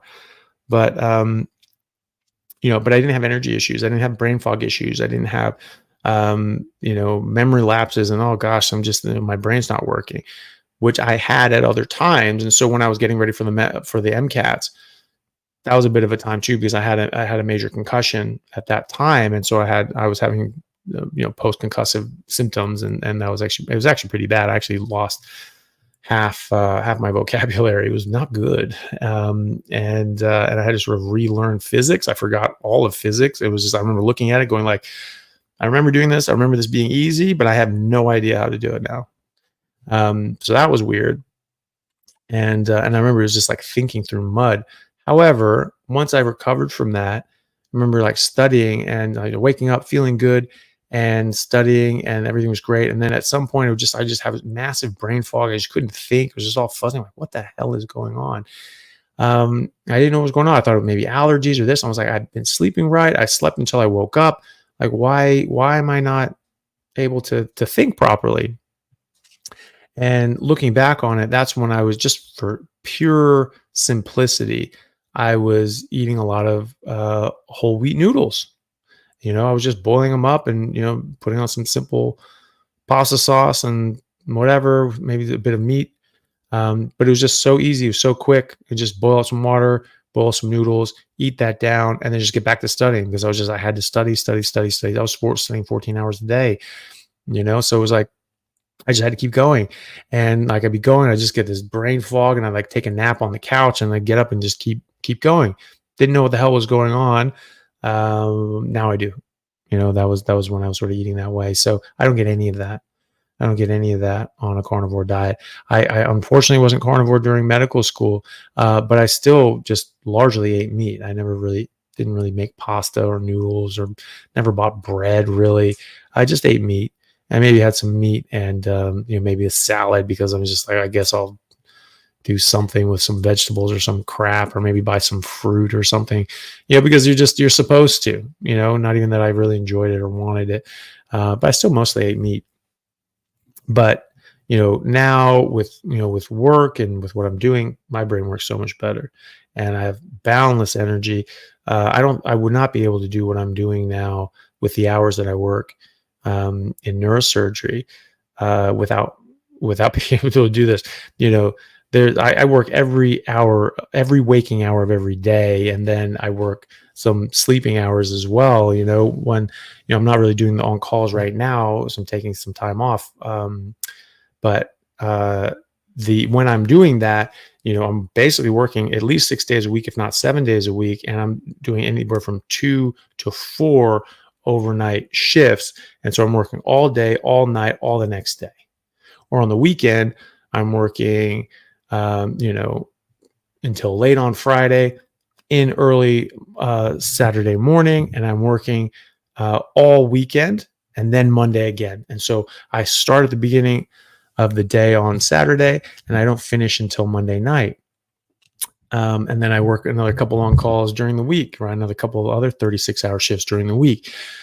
And then on the weekends that I'm not working, I'm in the clinic seeing patients in functional medicine. And then after I get off work and I'm not on call or I'm not working, I'm doing online stuff, and I'm doing podcast stuff. I'm doing editing, and I'm doing interviews and all that sort of stuff. So 7 days a week, every single hour of every single day, and then some, right? That's how much I'm working. How the hell can anybody maintain that and sustain that if their bodies aren't working optimally?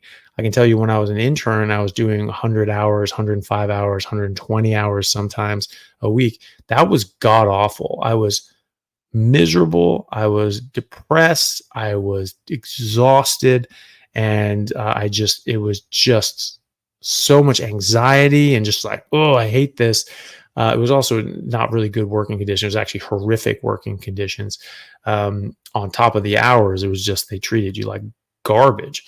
And I don't put up with that shit. So, it's, it was a problem, but it was similar hours. But, when you add in all the other things that I do, now it's more hours, and, it's a lot of work. And I get tired, and I do try to catch up on sleep sometimes, but it's I do it. I can do it, and it's perfectly maintainable. So that's been my experience with it. And then athletically, it's just night and day. It's just night and day difference. You're just a different animal on a carnivore diet, and you're definitely a different athlete. Okay, so roll down to Zach Rat. Thank you so much for the super chat. He says, how in the world are you 240 pounds? That seems impossible on the carnivore diet. You look great and have that bigger look that carbs only seem to give. Yeah, that's the thing, man. If you saw me on carbs, I look puffy. My face gets puffy, and my body will get a little puffy. Now I can work out hard and push myself and lean down and get pretty cut, even with carbs.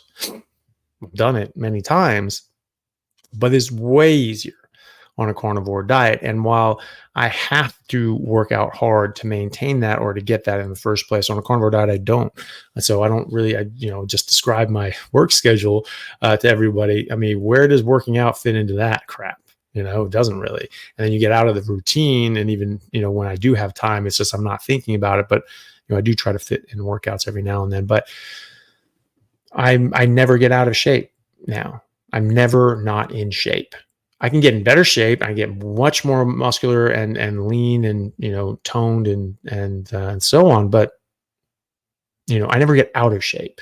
Whereas when I'm eating carbs and everything like that, or even just vegetables, filthy things, I have to work out hard to maintain my physique. I don't now. Right. And so, yeah, I go, I go between 230 and 240 or something like that. If I'm able to work out consistently and eat enough, that's very important to maintain your size and your musculature is eating enough. I'll be around 240. I think I haven't weighed myself in a while, but I think at the moment I'm around 235 or something like that. So it's sort of in that range. I go between sort of 230 and 240. And I think I'm sort of more on the upper end of that a little bit right now, but that's the thing. Vince Garanda and Serge Nubret, these guys just ate piles of meat and eggs, and they were just massive. Now, maybe if I was going for a fitness competition or, whatever, and like the day before fitness competition, and I wanted to eat some carbs or something like that, that might give me that plump sort of look. Maybe, so that might be an advantage. But, otherwise, I don't think it's an advantage. Otherwise, it's just for pure appearance for that one day, maybe an advantage for the aesthetics. But it definitely doesn't give me an advantage athletically. It doesn't give me an advantage when I'm working out. I feel much better and perform much better when I'm just eating the way I am. And Richard Smith, won the pro European competition on just a carnivore diet. And he was saying it's like cheating, it's just like this secret hack that just no one has, and you're doing it, and you just get so lean and so shredded and so muscular, and it's just like, it's almost not fair. It was like, I'm not complaining. I don't know if he didn't say to me that he took some carbs just to bulk up before, so I don't think that he did, but maybe that's something that someone might want to do. But yeah, I was just looking at pictures yesterday, actually, and from before I went carnivore, and I was just working out a lot, but my face is puffy and I'm puffy, and it's just, if I'm not working out like a crazy person, like I'm a little puffy, and that's what the carbs do for you. So, at the moment, I'm just the muscle, and that's it. And I like it that way. So Batwing 2465, thank you for the super chat. Says 38-year-old male, 6'3", 195 pounds, 9% body fat. Carnivore for 2 years. Total cholesterol 228, LDL 147, non-HDL 156, triglycerides 37, fantastic. LDL part number 2242. I'm not so sure what that is. Oh, small LDL 313, large LDL, and it goes into ApoB and ApoA. CRP 0.4, LP PLA 2, 136H. I don't look at that ever. C peptide is 0.46, insulin resistant panel score 2, CAC 9. What now? I don't think there's anything wrong with anything you show me there, Batwing. So I never look at total cholesterol. I never. I mean, your LDL is fine anyway. I mean, we just talked to someone who had a 400. You look at Dave Feldman's work in lean mass hyper responders. You have people that are sort of leaner and they eat this stuff, and all of a sudden, wham, their LDL goes sky high. But they're physically well, and they're metabolically well, and they're cardiovascularly well. And so yeah, I wouldn't worry about that. Your triglycerides are low.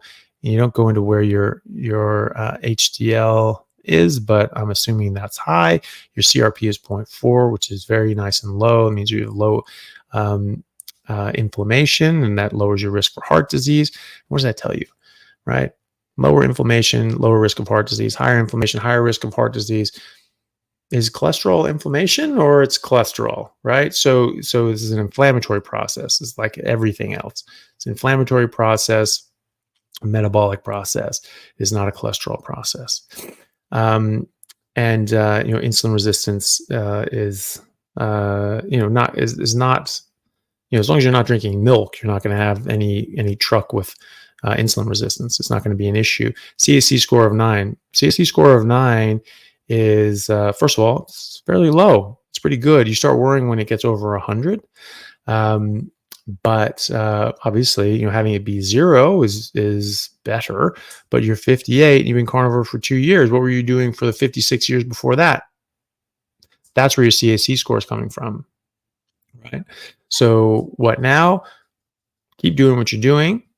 Keep feeling awesome. Keep, working out and training and enjoying your life and energy and newfound health. And then in a year from now, check your CAC score again. It'll probably come down.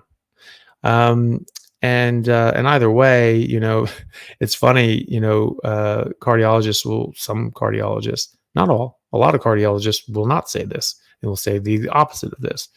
They'll say that if you have a CAC score like over 100 or something like that, you have to go on a statin. And some people will say, and the drug company is certainly trying to say, that if you're over 50, you just have to be on a statin no matter what you do.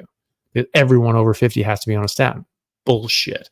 Heart disease didn't exist before the 20th century. The first diagnosed, the first confirmed death from a heart attack, from myocardial infarction, from blockages in the coronary vessels in the heart, was first described on autopsy and proven on autopsy in, I think, 1907, 1910, somewhere around there in America. First one ever. And they didn't believe it because they were like, bullshit. We've never seen that. We've never seen that happen. That's you just got it wrong. 10 years later, and more of these are showing up, and they're like, okay, maybe that guy wasn't such an idiot. 10 years after that, it's the number one killer in America. Okay. All the centuries before that, this wasn't happening, and we were doing autopsies. You bet your ass you were. There's all these different Osler's nodes, Trendelenburg gate. These are named after the doctors who described them. You put your name in the annals of history and immortality by naming diseases and disease processes. And so if you were the first to find something, you stuck your name on that thing, and that was you forever. And so you bet your ass people were looking for these things, and they knew what to look for. We have had modern medicine and autopsies and dissections for centuries and centuries and centuries. Didn't really do too many autopsies around the Roman times and in the Dark Ages, but Galen had a pretty damn in-depth knowledge and understanding of anatomy, physiology, and medicine, even though he never did human dissections. And it wasn't until I think the 1500s that someone figured that out and went, oh shit, we're learning anatomy from a guy who's never actually cut open a human body. But they were able to do that. Then the church gave them permission at that point. And so people had done autopsies. And they found that he really had just done autopsies and dissections on primates and chimps and monkeys and things like that. And because there are certain structures that exist in those primates and don't exist in humans. And so someone like, oh shit, he's just describing what's happening in apes and transposing that to humans. And it's funny to have an anatomy book from people that aren't allowed to dissect human bodies. It's sort of interesting. But because it didn't really show up until people started being able to actually dissect. But we were able to dissect for hundreds and hundreds and hundreds and hundreds and hundreds of years. No one saw heart disease.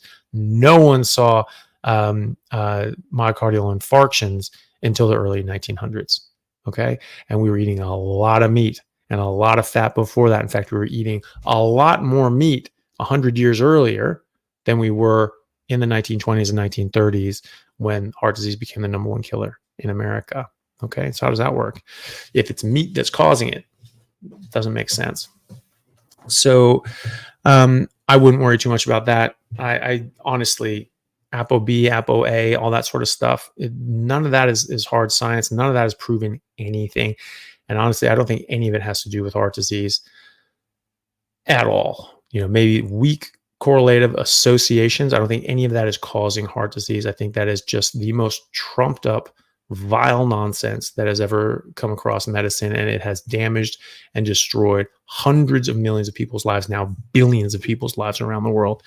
And I just think it's utter garbage. So, but people will say, going, Jesus Christ, I need to stop ranting and rambling. Some cardiologists will say your CAC score goes over 100, you have to go on a statin. Okay. What do statins do? What is good about them? They say, oh, they stabilize the plaques. They make them firm, so they're not going to break and cause another clot. So how do they do that? Oh, they calcify them. They lay down calcium in the plaque, and so that makes it more calcified, so it's stronger. Okay, so that raises your CAC score. That's what that is. And so say, oh my God, your CAC score is going up. You need to go on a statin. What's that going to do? Oh, it's going to raise your CAC score faster. What? And why do I want to do that? The CAC score is bad. Oh yeah, no, CAC score being elevated. Oh, that's really bad. Ooh, oh yeah, I don't want that. Which is why we need to raise it more with the statin. I was like, what? Why does that make sense? Just I'm a doctor. It says cardiologist. Okay, asshole. All right. I think I know what I'm doing. If you're a cardiologist and your idea of treating high CAC score is giving somebody something that raises their CAC score more, you're an asshole. And so maybe you're just blinded by your own academia, but come the F on. Like this is just stupid at this point. A child can see that that lack of apparent knowledge, of apparent logic. So I don't know. I'm sorry again for going on a rant, but my God, some of these things just piss me off. Ooh, there we go. So keto Pilates chick. Thank you very much for the super chat. There's no question attached, but I'll see if there's something down the chain a bit. Not really seeing too much though. Oh, there we go. Keto's Pilates chick. I forgot the question. What do you think about Carnivore Zen, coming from keto 5 years and now feeling Carnivore Zen? What is the mechanism behind this, do you think? Very calm and not anxious. Yeah, I think there are just these psychoactive defense chemicals that are in plants that just make us agitated, make us just a bit upset and a bit unhappy. And I've certainly noticed that directly myself. And I definitely noticed that I'm much more calm and much more level-headed, and just things just don't bug me the way that they normally do, or things that do bug me, they're things that have more right to bug me, as opposed to just little stupid things that just get on my nerves. And so I think that's what it is. It's there are a lot of benefits from going on a ketogenic diet to your mitochondria, to your mental health, but I think that it's not the complete picture. I don't think it's just carbohydrates and that are damaging the mitochondria, or other sorts of things that can precipitate anxiety and depression. Because I do know that for myself, when I include any sort of greens will mix in at like a restaurant or something or whatever, and early on when I sort of experimented, just added some spices, and not any spices, but just like my mom put like just tons of cilantro and everything green she could just crust on this bloody lamb roast. And it was like literally it was like a green log at the end of it, and I was like, Mom, like that's but that stuff's not good for you. No, but we're only having meat, like this is just the meat. This is like, okay, so there's plants on the meat, you don't want plants. And so I ended up having some, and it really affected my mental health, and my anxiety and depression just went overboard. And so I know that for me, it's not just the carbs. There are some chemicals in plants that do direct psychoactive harm to me and others. Jordan Peterson is another one. He just basically going strong meat-based keto, was eating fatty steaks and salads, and was doing great. Lost weight, regained hair, and gained a lot of health as well.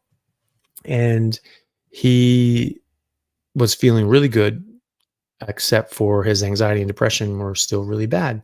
And Michaela, his daughter, pressed upon him, say, "Hey, I'm doing this just full-on meat-only diet, and it's really helped me. Why don't you give it a try for 30 days, see what happens?" And so he did, and he felt great.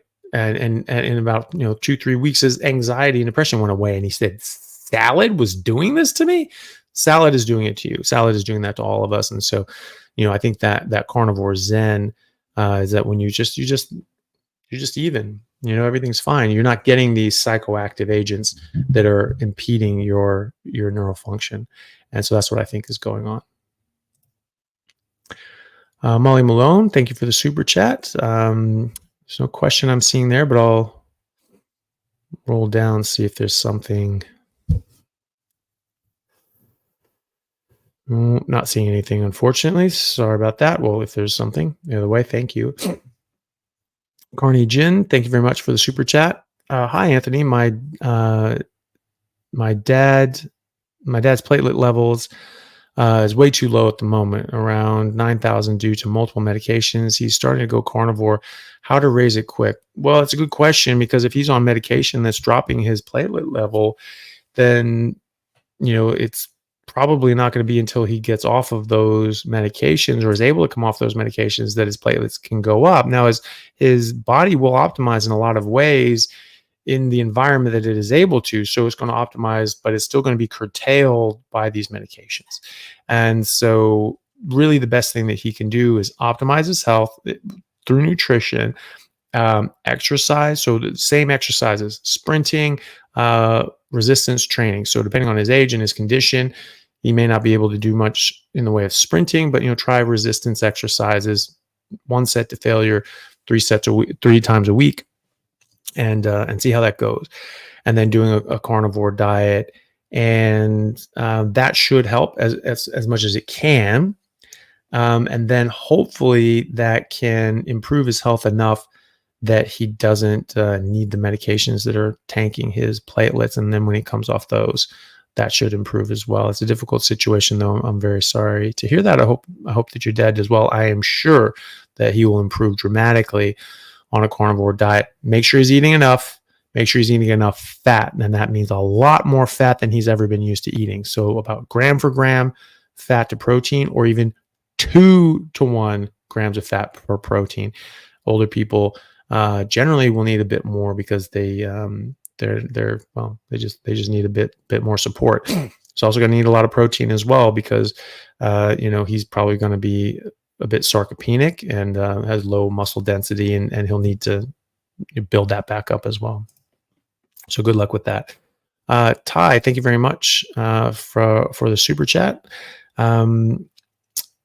He says, have you seen patients with success with alopecia areata? Yeah, actually, anecdotally, but I've seen people improve. I've seen people improve in just wild things. And so, it is not everyone, will improve every time, but I see consistently again and again and again that, there are certain things like autoimmune issues, like psoriasis, like diabetes, and so many other things, stubborn weight, that just given time, these will improve. I mean, they absolutely will improve. These things are just a direct cause from eating an inappropriate diet, from not getting the things that you need and eating too much of the things that you don't want. And so, I have absolutely seen people improve on that. And again, you'll improve 1,000 other ways anyway. And so even if you don't get the exact results you want, with a certain issue that you want, you're going to improve in so many other ways. Focus on the good things, focus on the positives. So even if you don't get, immediate resolution of what you're concerned about, you're still going to be like, hey, this is improving my life. And so I'm just going to keep rolling with it. Thank you, Alan, for the super chat. Alan Mata, question about IBS. I started doing a carnivore diet about 1.5 months ago, and I'm able to poop now, but I often experience bloating still doing meat only. Thoughts on this? Well, it could be an issue with your microbiome that hasn't maybe stabilized yet. It could be something that you're eating in the meat that you're reacting to slightly. If it's only meat and water, then you can look at the types of meat that you're eating. Maybe try switching to just red meat and water. Try a food diary and a food symptom diary. So you try eating something, and then you write down what you eat, how much you eat, what time you ate it, and then when you start having symptoms, you start writing down when you had those, and you see if there's a correlation, something's connected. Like, shit, every time I have pork, I get this. Okay, no more pork. Maybe it's eggs, or maybe it's fish, or maybe it's a number of things. Try just red meat and water. As far as a microbiome perspective, sometimes it's beneficial to have some like fermented dairy products, like live culture yogurt. You put that on meat, you chew that up in the same bite, you swallow it together, and then you do that, just a couple bites, a couple mouthfuls of that, chewed up with meat. Do that every day for a couple weeks, and that should start reseeding your microbiome with the more healthy bacteria, and then your diet will maintain them from then on. So, so that's what I would do is just sort of address it in that manner, and hopefully it just settles down. Sometimes people have just a bit, weird symptoms, and they go away eventually. So, a month and a half is still early days, very early days. So, you'll continue to improve and get better. Don't worry about that. Just try those things that I mentioned. Snowland, thank you very much for the super chat. Keto reversed my arthritis 3 years ago. Great. Now on carnivore for 10 months. Prefer carnivore over keto. Lately having arthritis attacks. Autoimmune tests like ANA, RF, and high sensitivity CRP, ear plus C3 and C4, all optimal. Okay. Well, think about well, first of all, rheumatoid arthritis and inflammatory arthritis are clinical diagnoses. They're not necessarily from a blood test, but there is a strong correlation between rheumatoid factor and rheumatoid arthritis. But it's not perfect. It's like something like 63% cross association. So you never know on that one. But the main thing is just like the last one, do a food symptom diary. If there's certain meats that are triggering you, then you should avoid them. Your default is always red meat and water and nothing else. No dairy, eggs, chicken, fish, pork, anything like that. Red meat, water, that's it. Lots of fat, and drink lots of water. That's your default. So try that, see how you go. I would imagine that will probably keep your arthritis down. Now, the other side is that sometimes you can get arthritis type symptoms from oxalates and oxalate dumping. This is something that Sally Norton writes and talks about a lot. And so sometimes when we're eating some things that contain oxalates, plants, so like when you're doing keto, sometimes that can suppress the dumping. As long as you're not taking too many in, and then that can suppress those problems. And then you can sort of just eliminate these things more slowly over time and get rid of them eventually. But it can take a long time. Now, what to do? Go purely red meat and water. Try that. Try avoiding all these other sorts of things. See if that helps your arthritis. If that's continuing and that's being problematic, think about the oxalate dumping side of things. You can add in very small amounts of something that contains small amounts of oxalates. Look at Sally Norton, my interview with Sally Norton. She talks about this sort of protocol. And then that can sort of suppress the dumping. So you're not getting these flare-ups, and that can help you. But, most people, don't have big, massive problems with oxalates. Most people maybe have, a couple bad days or a couple bad weeks, and then it's gone. As per Sally Norton, that's something she said to me previously. But some people get very serious problems with it. But other problems can exist that aren't oxalates as well. So this could very well be that you're reacting to some of the meat that you're eating, or if you're having dairy or something like that. Michaela Peterson has a very bad rheumatoid arthritis. She had to get a couple of joint replacements when she was a teenager, which is just devastating. Now she just basically doesn't have it. But if she has pork, she'll get a flare-up. Right? So she's still just eating meat, but if she has pork, she'll have a flare-up. So she really needs to stick to red meat and water, even 5 years down the chain. Right? So I would give that a try, and just stick with red meat and water and see how you go. I would bet that takes care of the problem. If not, keep oxalates in the back of your head.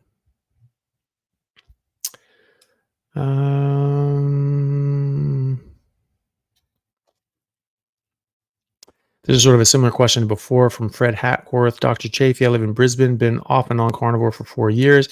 This time since August 1st, very strict and mostly rib fillet.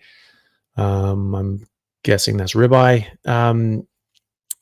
Bloods of 4.8, but can't get ketones above 0.3. Never able to. So I'm assuming blood sugar. So like blood sugar levels of 4.8. Can't get ketones over 0.3. Never. I wouldn't worry about that. Your early days, you've only really been on this again for a month. It takes longer to get keto adapted, fat adapted. And at the same time, it doesn't really matter. Your body's going to do what it's going to do. There are a lot of long-term carnivores that don't have very high ketones, and that's not the purpose. The keto diet is, my God, you get the highest ketones possible. If you have epilepsy, then maybe that might help, but I'm not even totally convinced of that. That's just something that people, think that higher ketones can be better. but you're utilizing your ketones. So you're making them and you're using them. So they're going up and they're going out into your cells. And so you don't need a massive overabundance of ketones in order to be in ketosis as well. So I wouldn't worry too much about that. Just focus on how you feel. Again, I have never in my life checked my ketones, not once, not a single time, because I don't care. I am eating what I'm supposed to eat. My body's doing what it's supposed to do. I don't need to check it. I don't have diabetes. I don't have cancer. I don't have these other sorts of things. Those are cases that, maybe checking these things is a good idea. Getting your GKI down, your glucose ketone index, having that being lower, under 2 and under 1 if possible. That has been shown in animal studies and case reports to improve cancer outcomes. So that's something to check if that's an issue that you have. But I don't have that issue, so I don't worry about it, right? So I just let my body do its thing.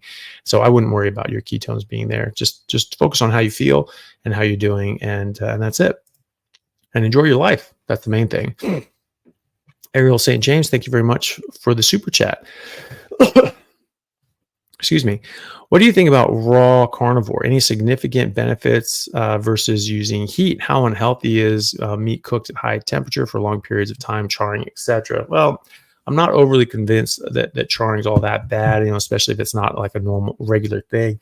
The studies, the preclinical studies, and again, these are only animal models. These are not done in humans or in any sort of a level that would be anywhere comparative to the amounts that we get when we're burning meat. So in the animal studies, they look at they use thousands of times the amount of burnt particles, these different sort of substances you get from burning meat or burning whatever. They use thousands of times the amount that you get in burnt food. So it's just like, what are we talking about here? That's not really comparative. So you don't know if that's comparable to humans because you're not doing it in humans, and you're doing it thousands of times more highly concentrated. So is it even a problem at all for anybody at all ever in the amounts that we would see with actual cooked meat? I'm not convinced. There's certainly no evidence to say that there is. As far as using heat, we have evidence in the fossil record that we've been cooking meat at least 800,000 years. So that's 500,000 years before Homo sapiens even existed by the earliest estimation, right?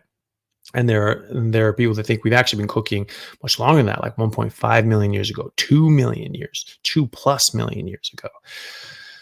Okay, that's pretty crazy, and so if we've been cooking even just for 800,000 years, we're well adapted to whatever happens when we cook meat.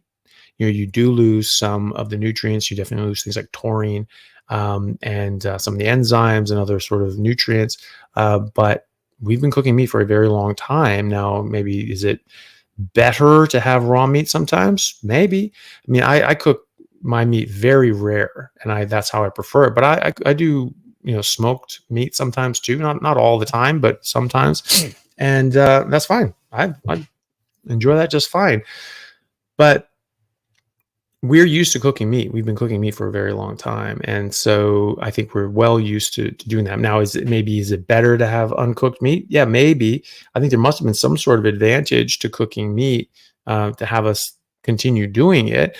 Probably, I think parasites. I think that's probably a major advantage that cooking meat gave, is it killed the parasites in the meat. And you got to cook it pretty much well done to get that, to kill those parasites. So, I think that we're well used to cooking meat. I don't have a problem with it. If you want to eat raw meat, go for it. As long as you're in a Western country, and you can trust your meat supply, which I do in a Western country. I don't think they're not really going to have parasites or any contaminants or bacteria or anything nasty like that. So I don't really worry about it. Or if you just want to sear the outside, just get that surface level bacteria for food handling issues. Then fine. I just preferentially, eat very rare meat anyway, because that's just how I like the taste. But I don't think it's requisite that you do one or the other. I think both are fine.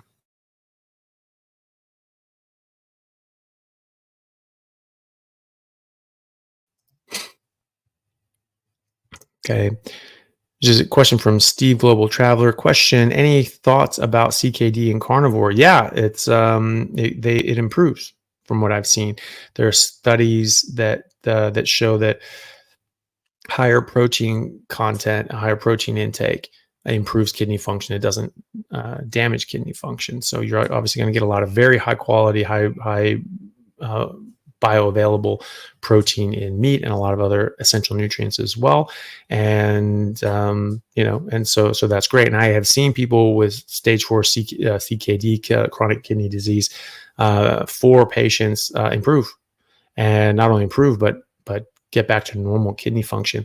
I have thus far seen 3 people who have told me they've come off dialysis. These have not been my direct patients. I'm just taking their word for it.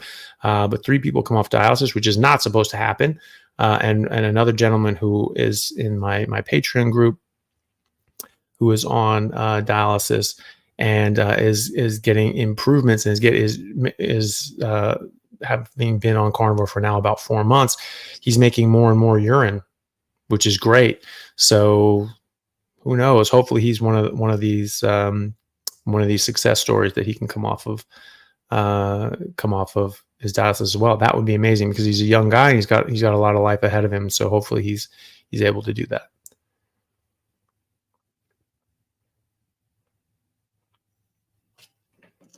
I think talking for 2.5 hours straight without a drink of water, that's actually not bad. Especially I didn't have any before that. Casa Braun, thank you very much for the super chat. There's no question attached, but possibly further down. There we go. Casa Braun asks, what do you think about taking neuro supplements on a carnivore diet, such as ginkgo, ginseng, rhodiola, ashwagandha, and L-theanine? I like to be 100% psychic, but psychological as well. I don't think you need them at all. And I certainly don't think that the plant-based ones are going to be a great idea. I mean, I've taken like things like ginkgo and all that sort of stuff. I never found that helped at all. I never found an improvement. I never thought that they did anything for me after taking them for a long time. And after stopping, I didn't really notice any problems. But so I don't think you need them. And I think that things like ginkgo and ginseng, all the plant stuff, maybe there's something in there that might help you, but you need to isolate that and get it away from all the rest of it, because there are thousands of other chemicals in there, and those are not going to help you. Those are not going to help your brain. And so you don't want them. And so I think you're getting the bad again with the good. You're saying, well, what about this vitamin and mineral and spinach and lettuce? Yeah, okay, it has those things in it, but they also have other things that you don't want. And so that's causing harm. So that's not what you want to do. So I avoid those things anyway. I don't think you need them. Let's say hi to Kip, Carnivore Kip, barbecue and cast iron. What's up, Kip? Good to see you here, man. And I'll be trying to join in with the lives with you guys coming up again soon. So good to see you. Gemma Galvin, thank you for the super chat. I have been carnivore since May 22nd. I'm stuck at 22 pounds for 4 weeks. Should I calorie count now? No, definitely not. Autoimmune is also autoimmune also, so exercising is brutal for me. Well, look, if you can't exercise, just do what you can. You don't want to hurt yourself. Your autoimmune symptoms will come down. They will settle down. They will get better. You need to be very strict. You need to be just red meat and water. All autoimmune issues are much more sensitive to even the different sorts of meats that we eat, because of those meats are being fed the wrong things as well. So be very strict, red meat and water only. Stuck at 22 pounds.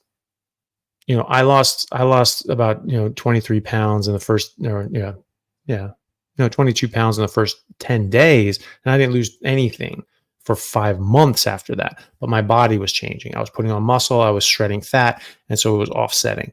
And so don't worry about the scale. Worry about your health. Worry about how you feel. Worry about your autoimmune issues first and foremost. It's been 4 weeks. You've lost 22 pounds, right?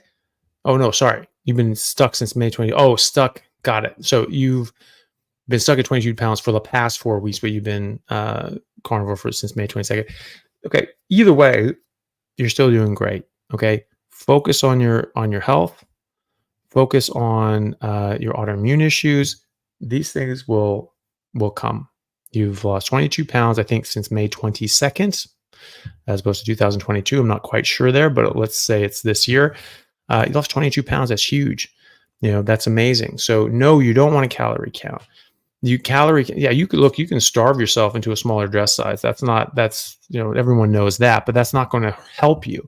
That's going to harm you. That's going to slow your metabolism. And then when you start eating again, you're going to rebound right back up. Okay. So it's the Oprah Winfrey diet. She lost weight, gain weight, lost weight, gain weight, lost weight, gain weight, because she was doing this in an unhealthy way. And so that calorie counting is an unhealthy way. Give your body what it needs. And I see a lot of people that actually lose more weight when they give their body more of what it wants. When you're eating less, you're telling your body you're in a famine, you don't have access to food. And so it says, well, we're not giving up any of this fat stores. We're going to shut down expenditures. We're going to make you tired. We're going to not give you energy to go and do the things that you need and want to do, because we need to save this fat for a rainy day, because it's pouring outside. So we've got to take care of it. So if you are eating until meat stops tasting good, you're telling your body more than enough. We have an abundance of food. We have an abundance of resources. We don't need to hold this stuff back. That's when people start losing more weight. And even if you don't lose any weight, you're gaining health. And that's the main thing. You will lose weight. You will lose fat. Some people take a little longer than others. There are hormonal issues at play. There are metabolic issues at play. There are a lot of things that need to correct. You're still early days. Take it easy. Eat fatty meat until it stops tasting good. Focus on your health. Focus on getting better with autoimmune issues. Just red meat and water. Get enough fat. Get enough food. You'll be fine. Fred Hackworth, thank you very much for the super chat. I appreciate it. I'm not seeing any. Yeah, didn't see any questions from him. Nick Nelson, thank you very much for the super chat. Let's say I'm not a neurosurgeon. What would the top performing diet look like on a budget? 50,000 a year. Ground beef.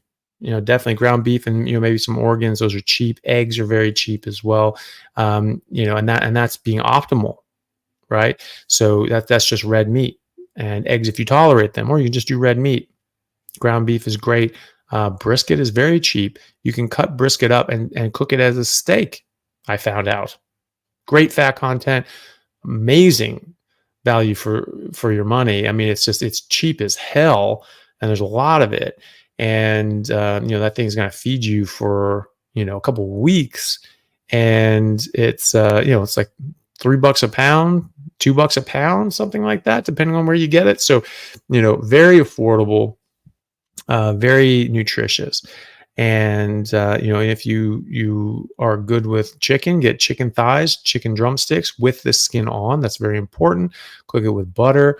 Cook eggs with a lot of butter. Maggie cooks eggs with a pound of butter. It's amazing. They're good. And just go that way. So that's the best way to do it. Ground beef is definitely the best. Chicken's super cheap. And so, if you tolerate that, or pork is very cheap as well. You can get a pork butt or pork shoulder. You put that in the crock pot or the pressure cooker. Cook that up. You get pulled pork. It's $1 a pound. So you get 20 pounds of meat for $20, right? So if you're good with pork, if you're good with chicken, if you're good with eggs, they're very, very cheap. And ground beef and brisket are not that much more expensive. So, that's what I would do.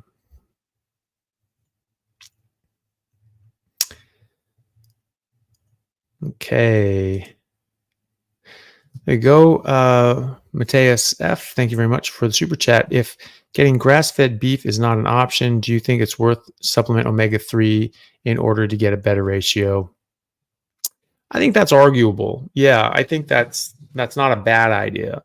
You have to be careful with your supplements, though. The fish oils, like 60, 70% of these things are apparently rancid, and they're not good anymore. So they don't actually give you the omega-3s that you want. They're damaged. If there's a trustworthy omega-3 source that you can get, fine. Even just having some sardines every now and then, or cod liver in its oil, that's going to have a ton of omega-3s, things like that. So yeah, you could do that.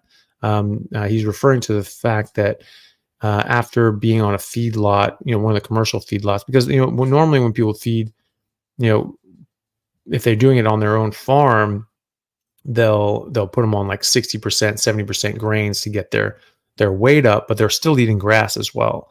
And so they're not stripping their body completely of omega-3s.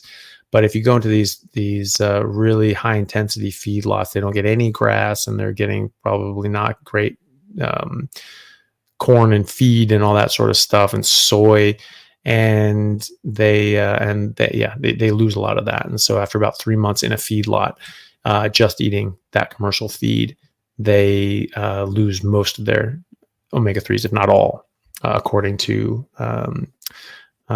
sources that I've seen, that like Paul Mason talks about that as well in some of his talks as well. So yeah, adding in some omega-3 somewhere is probably a good idea. You do need them. Omega-3s are very important. Casa Brom, here's okay. So is that the other question? What do you think about the neurosupplement carnivore like ginkgo and so on? And thoughts on that. So yeah, I don't think they're great coming from a plant source. You don't want to get all the rest of the nasty stuff that comes in with plants. Even if there may be something beneficial in ginkgo and all that sort of stuff, you need to isolate that and just sell that separately. And I'm sure people have or do if it's actually something that's beneficial. But it's a bit more difficult doing that because at that point you're sort of getting to the realm of pharmacology, and you actually have to prove things with large and expensive clinical trials. Whereas if you have it just as a nutritional supplement or an herbal supplement, they don't come under the same regulations. Okay. From Just My Perspective, thanks for the super chat. Are there effects relevant to human health regarding the hormone content in our meat? No, I don't think so. Because the thing is that the hormone content in meat is taken out of context. They say that the estrogen, like if you hormone treat an animal, first of all, you give the hormones at the beginning of the life cycle so that they grow big, right? Not at the very end, right before you slaughter them. So those growth hormones and those hormones are not there anymore. Now you could say that maybe you're giving them something to produce more milk, and does that go into the milk? Maybe. All right. But if we're talking about meat, then it's most of it's long gone since then, since they've given it. There was something I looked at that showed that when you hormone treat a cow, it will have nearly twice the amount of estrogen than it would otherwise. So I was like, oh my God, double. That's a crazy amount. And it goes from 2 nanograms per 3 ounces of lean meat to 3.9 nanograms of estrogen per lean meat. Like, my God, that's nearly double. Wow, that's scary. Well, cabbage for the same weight has 400 nanograms of estrogen. The birth control pill has 35,000 nanograms of estrogen, and a fertile woman will make upwards of 150,000 to 180,000 nanograms of estrogen, and 3 ounces of soy have over 1 million nanograms of phytoestrogen. So no, I'm not worried about the hormone content in any meat whatsoever. But you can also just you can go directly to ranchers like Maggie and others that don't give that crap to their cows anyway, and you don't have to worry about it in the first place. Motski Mona, thank you very much for the super chat. My ALT is elevated at 102. No hepatitis A, B, or C. My other numbers are all good. A1C is 4.7. So, okay. Well, I'm taking these things in isolation. I don't know if you've been on Carnivore for a while. I don't know if you have been. How long have you been? Um, or if you've gotten them tested before, and then this could be coming down, you never know. So um, if you're not carnivore, go carnivore. Get things out of your system that are going to mess with your liver. Okay, so carbs, sugar, alcohol, medications, obviously all these things can affect your liver. And so optimize your diet, go red meat and water, high fat, and then test it again in a couple months and see how you go. And hopefully that will be coming down. Most likely it will be. And if it's not, then you can investigate with your doctor. But yeah, generally people on a carnivore diet, all of that stuff normalizes and improves. So there's a lot of reasons that your ALT and different liver function tests can get a bit deranged, but generally on a carnivore diet they improve. You can have underlying issues that are affecting that too, though. So don't forget that it can be unrelated to diet. Audrey Tang, thank you very much for the super chat. Husband and I have just started carnivore. He's doing great on it, but I'm struggling to feel full. I feel like I'm eating a lot. What should I do? Well, it's your body knows best. So just keep eating fatty meat. It might be a lot more than you're used to eating. So just keep going, and just try to keep eating fatty meat until it stops tasting good. And you'll be fine. Some people, especially when they've been eating a less nutrient dense diet, and they come and they have nutrient deficiencies, they they need to play catch up. And there's some people that eat far more calories and pounds of food than I eat, and I'm twice their size or more than twice their size in some cases. And that's just because their body's playing catch up and is trying to lay down some groundwork for some new growth and rebuilding and healing. So I would just keep eating until fatty meat stops tasting good. If you get to the end of the meal and you're still hungry and going like, man, that tasted good, cook another steak, cook some more eggs, cook some more ground beef. It's good for you. Just keep doing it. As long as you're just eating meat and water, you can listen to your body's hunger signals. Andy Destruction, thank you very much for the super chat. I am consuming 1 to 1.5 pounds of 85% ground beef, 4 hard-boiled eggs, bone broth, sometimes a bit of goat cheese, and a glass of goat milk daily. See any problems or suggestions, any tweaks? Maybe a bit more fat. That could be helpful. 85% ground beef is a bit lean. It's a bit more lean than I would want. Maybe getting down to like the 73-27 or 70-30 sort of ground beef. That's a bit better calories from fat ratio. Hard-boiled eggs, great. Bone broth, good. A bit of goat cheese, if you tolerate it, fine.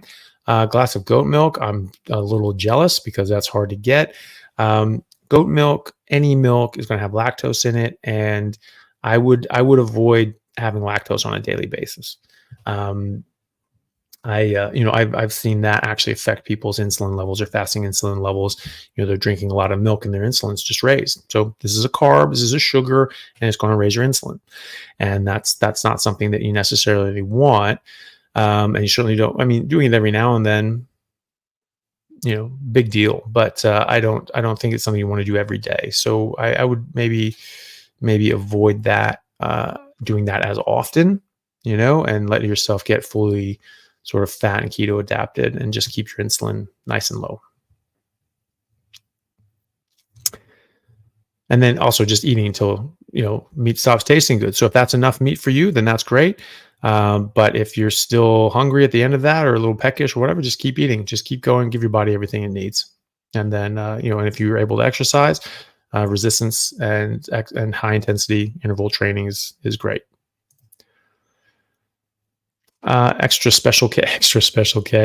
Thanks for the super chat. Super fascinated by the link between carnivore diet and the period marking start of farming called the Younger Dryas. Are you familiar with it? Yeah. Well, I mean, I'm familiar with that time period, in farming. The agricultural revolution, like obviously, people were sort of gathering and getting used to eating plants before they started realizing you could plant the plants and then grow the ones that you wanted, and you didn't have to go out searching for them. Presumably this was because, before that, the megafauna died out, and they got extinct, probably from some sort of extinction event, like a asteroid or a major volcano or a something that happened. People say, "Oh, well, we just hunted them out." I'm like, did we hunt them all out at the exact same time all over the world on every continent? Really? It's a bit coincidental for me. So I think that there was probably a major extinction event, like some sort of catastrophe. And and so once we weren't able to get big fatty ruminant animals, we had to start looking at other sorts of things to flesh out our diet. And I think that's where farming came from. But other areas, they kept doing what they were doing. The Mongols, they just kept eating horses. Did just fine with that. And the Native Americans just kept eating buffalo. There's a lot of buffalo. They just kept doing that. So they didn't need to develop agriculture. And they had entire societies and civilizations. They had a city at what is now St. Louis with buildings that could house over 1 million people full time. So that's a city the size of Rome, and ancient Rome, and that's just on a carnivore hunter gatherer, really hunter civilization setup. So you didn't need agriculture. You just needed food that you could preserve and have throughout the year, which is pemmican, right? So yeah. But yeah, it is interesting. But I think there's a lot of interesting questions about what happened there that made us switch into agriculture when we really didn't do that for hundreds of thousands, millions of years before that. Question from Angela Gould. Thank you very much for the super chat. I remember that the Stephen Jay Gould was very interesting dinosaur expert and paleontologist and author. I always liked his books. I remember actually one of his essays was in the MCAT. Was in the MCATs or one of my MCAT prep tests. Anyway, I had one of his things. But anyway, Stephen Jay Gould, good guy. Angela Gould, probably no relation. Angela says, I am 64-year-old grandma. Numbers are HDL 66, A1C 49, 4.9, 49, fasting insulin 4.9, triglycerides 111, fasting blood sugar 87. I also have spastic cerebral palsy, and my doctors put me on a carnivore diet. Awesome. Well, that's great. I'm really glad to hear that your doctor did that. Look, all your numbers look great. I don't think there's anything wrong with any of those. I think your HDL will probably go up from there, and your triglycerides will come down from there as well, and that will just continue to improve. Your A1C is probably going to stay around exactly where it is. And I have actually seen a couple people with cerebral palsy say that they've had improvements in their spasticity. So I hope that's the case for you as well. And I'm really excited to hear that your doctors put you on a carnivore diet.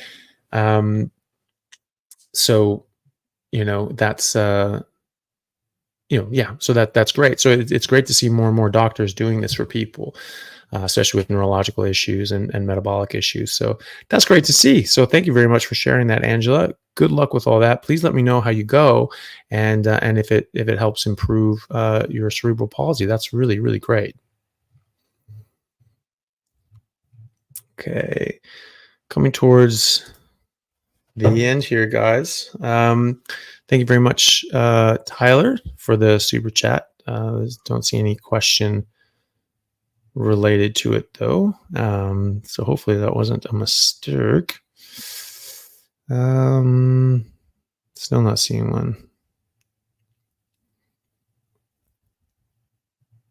I'll keep scrolling. Okay. No, I'm not seeing anything. Okay. So there's one from Westfield 90. Thank you for the super chat. They say, thank you for being such a great role model. Well, that's very sweet of you. I don't really know if I'm a role model, but hopefully, people can use my example to help themselves, or at least, get interested and then look into things a bit more deeply themselves and improve their lives, because that's the only reason I'm doing this is that it's because I see it work, and I know that it works, and I know that it's true, and I've seen the evidence for it with my own eyes and in the literature. And so I just think that this is something so easy that everyone can do. Pretty much everyone can do. And certainly people in Western countries that have access to meat can do.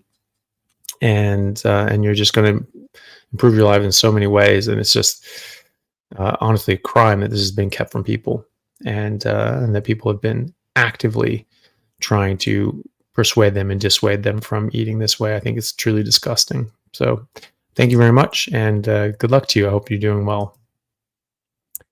Cindy L, thank you for the super chat. Dr. Chaffee, I've been on Carnivore for 9 months. Just 2 days ago, I had a TIA. I've been having pain behind left side of my ear before the TIA. Got any help for me? Echo was good. They said, what should I be doing? Well, there are a lot of different causes of TIA. So, that's good that they did an echo, and I'm sure they're having another battery of tests to check for you and look at your carotid arteries and different sorts of vessels and all that sort of stuff to see what could be going on. But higher saturated fat diets are associated with lower stroke rate. TIA is basically a stroke that's resolved and didn't leave any permanent damage, but it's a high risk for more strokes. So you need to work with your doctor on what you can do to investigate why that is, and possibly some medications. I don't think that a statin is going to decrease your stroke risk, because that's not what my understanding of the literature shows. But potentially things like aspirin or whatever. But doing an echo, looking at your heart, because the thing is, if people have atrial fibrillation, they can. That's really the most common, or one of the most common causes of stroke. And TIA is flicking off little clots from the heart, because we get a little funny rhythm to our heart, and we can throw off clots that way. But you can throw off clots for other reasons as well. People can have clotting disorders, or you can have a buildup over decades of some atherosclerosis, and that can just build up. And sometimes you can have little problems from that. Will that resolve on a carnivore diet? I'm confident that it will, but that doesn't mean that you're at no risk before it does clear up. So, different things like, potentially taking like an aspirin or something like that, if they suggest that, could be beneficial to reduce your future stroke risk.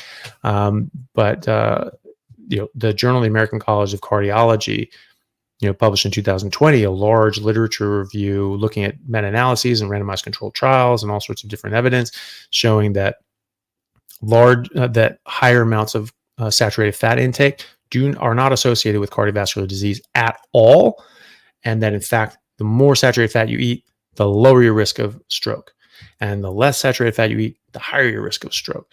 So I just keep doing what you're doing. Work with your doctors. I would not change your diet. I wouldn't change it from a carnivore diet. I would eat just fatty red meat, and that's it. I would not eat anything else, and I would not drink alcohol or smoke, or obviously any of those other nasty things. And then work with your doctor on what to do about lowering your TIA and stroke risk otherwise. And good luck with that. I hope that just resolves and never happens again. Scar and Thor's mom, thank you for the super chat. She says, we love your rants. Thank you for being you. Okay, thanks. All right, well, I'm glad. Glad to hear that. I'm glad that it's not just tedious for people to hear me going on about things. And super sticker from Alan Nari. Thank you very much for that. I appreciate it, Alan. Okay. Extra Special K says, been eating meat heavy, beef focused diet. I took a gut microbiome test, says I'm not digesting food well. Low stomach acid. Doc says I should eat bitter plants to increase acid. Ugh. Which is interesting, because everyone says, oh, you got to stop eating meat because it's so acidic. You need more alkaline shit, like, plants that have acids in them. So at least he was saying, do it in the right direction anyway. No, I don't think you need to do that at all. I think you need to do the things that will help optimize your pH. So not taking medications that will lower your pH, like PPIs. Not drinking water in and around mealtime. So like, don't drink water for at least 2 hours before you have a meal and 2 hours after you have a meal, because this is going to water down your stomach acid and digestive enzymes. So, and other than that, I think your body will sort of sort itself out. Um, I don't think you need to eat bitter plants. I mean, bitter plants are poisonous. That's why they're bitter. Your body's reacting and rebelling against them, saying this is bad, spit it out. So you can take supplements that just increase the acidity of your stomach anyway. Some people do like apple cider vinegar, which I don't think you need to do. It's not all that acidic. It's not certainly not more acidic than your stomach is. Your stomach is very acidic. And what I would do is just keep eating exactly what you're eating. You know, this the meat heavy, beef focused, meat heavy, meat only. I would do meat only. And so maybe I would change it. So meat only, maybe even beef only diet, and no water 2 hours before and after your meals. And that will help it. And just see how you go. And if that's doing the trick, then do it. There are supplements and medications that can increase the acidity of your stomach. Bitter plants, which bitter plants, right? Which ones are going to increase your stomach acidity? I mean, that's just a blind ass guess. Ask them, okay, which plants do that, and what's the evidence for that? Guarantee he doesn't have any. He's just, sort of heard that somewhere and is just sort of trying to help, but I don't think you help by just playing guessing games.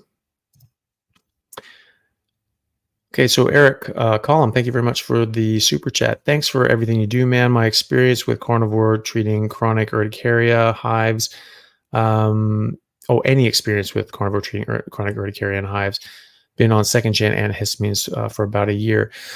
Well, a lot of people do improve their sort of their immune reaction to things. Absolutely. And so, yes, that I have seen people improve their urticaria. Sometimes people get urticaria after being keto for a while, and it's called like a keto rash or something. I've spoken to some dermatologists about this who do keto carnivore with their patients. And, they've seen this. They generally see it as temporary. It sort of goes away. And they think that it has to do with the release of toxins from the fat. As you're losing fat, you have these fat soluble toxins that are sort of sequestered there, and they get released, and your body sort of reacts to it. But then it works its way out and it goes away. So yes, it can modulate and improve your immune function and sensitivity, and can help with that. And quite often we're getting the urticaria and hives and reactions from the plant toxins that we're eating. And so you stop eating those things, your body stops reacting to them. So yes, I would imagine that would significantly help you. I wouldn't come off your antihistamine straight away. I would give it a while, make sure that you're symptom free and doing well for a while, and then trial it off and see how you go with that. And certainly make your doctor aware of that and make sure there isn't anything special that you have to come off in a certain way, or what to look out for and things like that. River Sticks Outdoors, thank you very much for the super chat. Thank you for being a real doctor. Here's the money because healthy medicine doesn't pay. Well, thank you very much. I appreciate that. And I do hope this helps people. And I know that it does help people. And so, please, everyone, keep doing what you're doing, and just eat. Just give it a try. If you haven't tried it yet, give it a try. And if you don't feel better in 30 days, I will probably call you a liar. But if you don't feel better and you don't want to do it, then don't do it. And if you are feeling better and you're doing great, just keep leading by example. Show people how great this is, and encourage people to give it a try as well. You don't have to preach it. You don't have to push it on anybody. People will be naturally interested in it anyway, and because they'll see your success. And even if the people that you want to be interested in it aren't interested in it, someone's going to be interested in it, and you'll be able to help those people, and more people in your sphere of influence will get improved. And so just keep that going. I am going to have to sort of wrap up here, guys, because we've been going for sort of 3 hours again. It's crazy how fast these things go, but I do have to go after this. So I'm going to go through the rest of the super chat. So maybe please don't put any more in there, because I do feel obligated to do these, and we should sort of wrap these up. So maybe just keep it here, and I'll answer the rest of the super chats, and then we'll come back next week. Next week. Did chemotherapy at 23 with persistent gut issues. Since then, autoimmune system just seems off. Been on carnivore for 4 days now and feel better already. Well, that's fantastic. I'm really happy to hear that. Yeah, it's amazing how much better we feel when we get this garbage out of our system, and we and start eating real food. So I'm really happy to hear that, Rodrigo. Thanks for sharing. Jeff had a super. Thank you for the super chat. Not seeing a question, but appreciate that. Oh, here we go. I want to thank you for the super chat. It's very kind of you. I've been on carnivore for 3 months. Thank you very much. Thank you. Glucose went from 115 to 75. All other blood work improved as well. Weight went from 240 to 202 today. Hey, that's great. IBS is 95% improved, which is awesome. Restless legs, 99% improved. Thank you, Doc. That's fantastic. Thank you for sharing that, Jeff. And that is really great. And I hope other people are inspired by that. And take that for what it is, which is, your body's getting healthy, and other people can get healthy this way as well. So thank you for that, Jeff. Latrell Johnson, thank you very much for the super chat. If you could travel back in time, would you rather fight and stop the man who invented bread or the man who invented tofu? Oh, that's a good idea. That's a good point. Probably bread, because bread came first, and that sort of started the whole downfall, right? Tofu, I believe tofu is after that.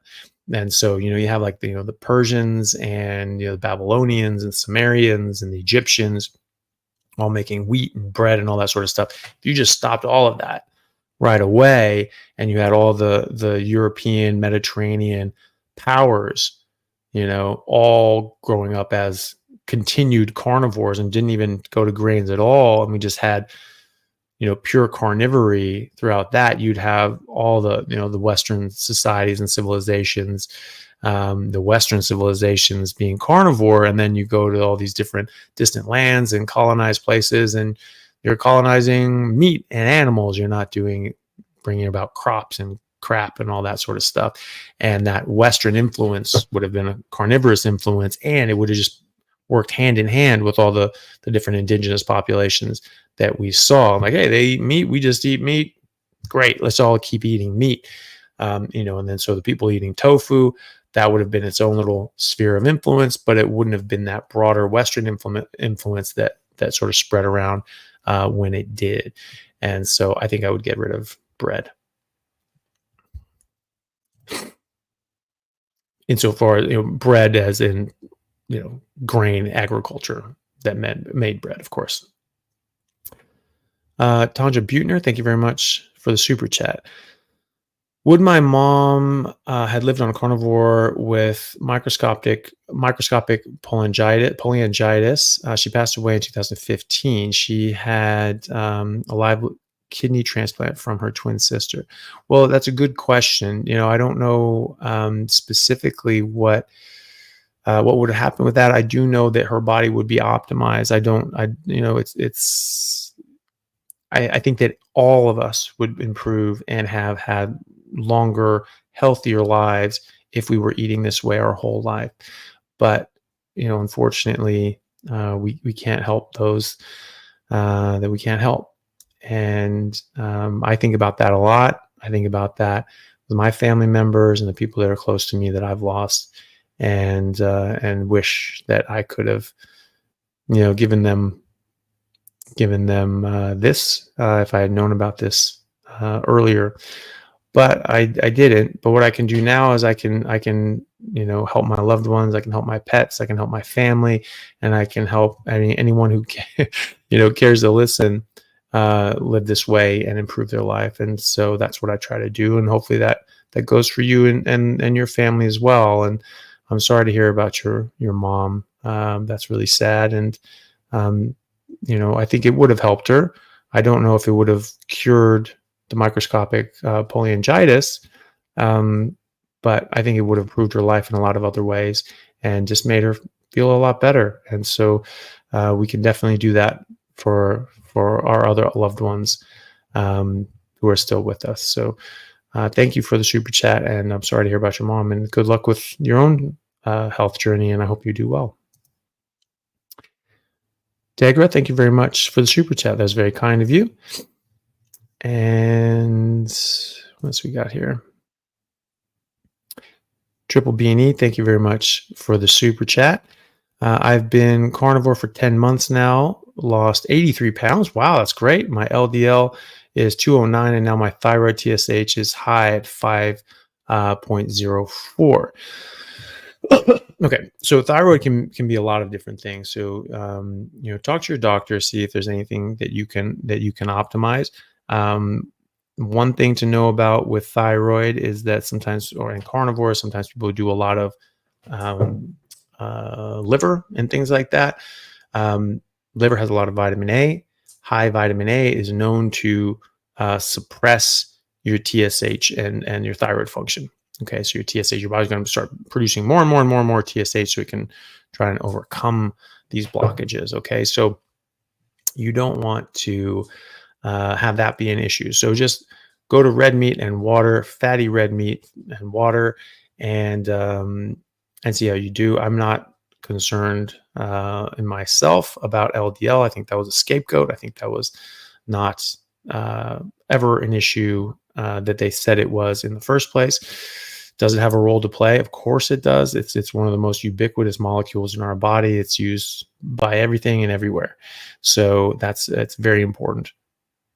But it's been falsely blamed for heart disease. So I wouldn't be too concerned about the raw number of LDL. TSH being higher, then there might be something going on. I would switch to red meat and water. I would get the rest of your thyroid panel checked, and I would check for Hashimoto's antibodies. Okay, if you have those antibodies, you need to be very strict and just eat red meat and water and nothing else, not even dairy or chicken, fish, pork, and eggs. Okay, so that's what I would do. But you're doing great. You've lost 83 pounds, and so you're doing awesome. Keep up the good work, but do get that thyroid checked out with your doctor. Make sure you're not taking anything or that can be interfering with your thyroid as well. That's very important. Let's see. Okay.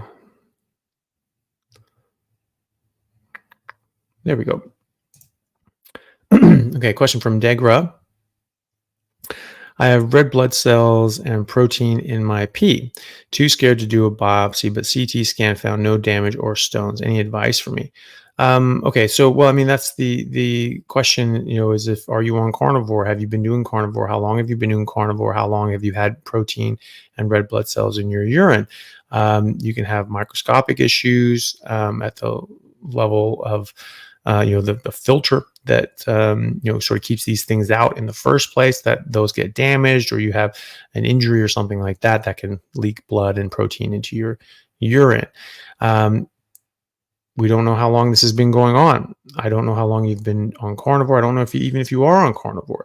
If you're not on carnivore, I would keep doing carnivore. If you're on carnivore, or if you're not on carnivore, I would do carnivore. If you're on it, I would keep doing it, and then work with your doctor. Because if there's something underlying, then that may need to be treated. Carnivore is not going to cause that. It will help it, if anything. But there can be underlying issues that may need to be addressed. So I would work with your doctor on that. The level, thank you very much for the super chat. Do you think the body chooses to use glucose first due to the shorter 6v9 chains, or is it possible the body wants to get rid of glucose first?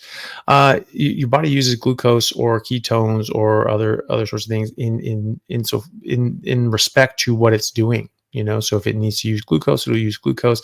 If it doesn't have ketones, it'll have to use glucose. If it has enough ketones, it will use the ketones for the different things that it's doing. Like your brain prefers to run on ketones. If you have enough ketones, it only runs on ketones. Most of it. Some parts of your brain still run on glucose. Most of your brain runs on ketones if you have enough ketones. If you don't have enough ketones, it fills in the gaps with glucose. Same with your cardiac myocytes in your heart. So that's that.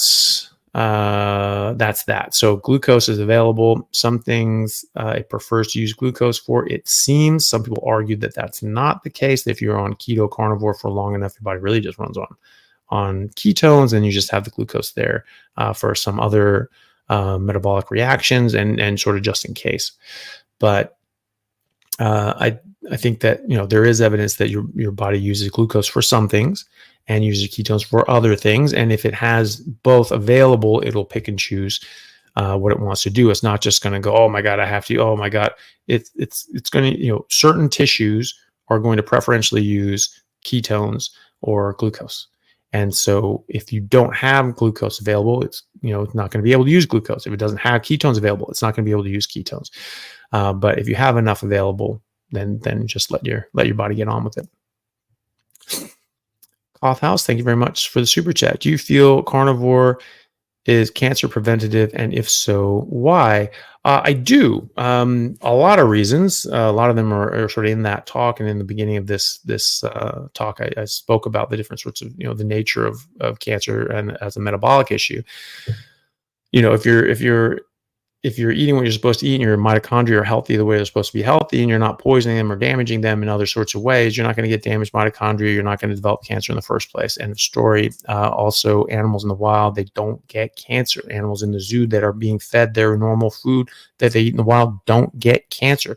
Dogs and cats that are fed meat don't get cancer. All right. So pets that are fed what they eat in the wild don't get cancer. Humans in the wild that just eat meat don't get cancer. There have been books written about this, studies written about this as well. That native populations, they just have no rates of cancer when they're just eating meat.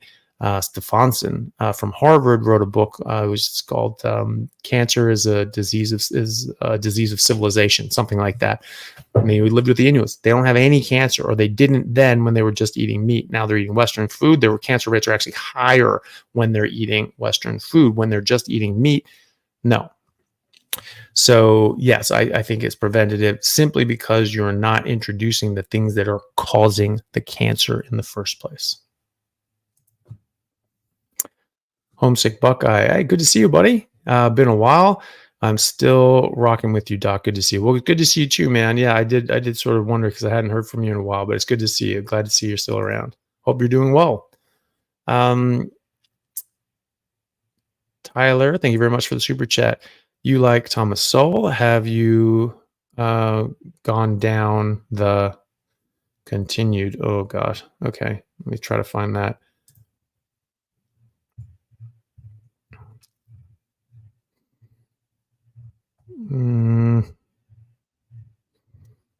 Where is that? Okay, Tyler. Oh, okay. Have you gone down the Australian economics rabbit hole? Would love to see you chat with a Bitcoiner like Dr. Safdien Amos, okay, Robert Breedlove, or Jimmy Song, all carnies with podcasts.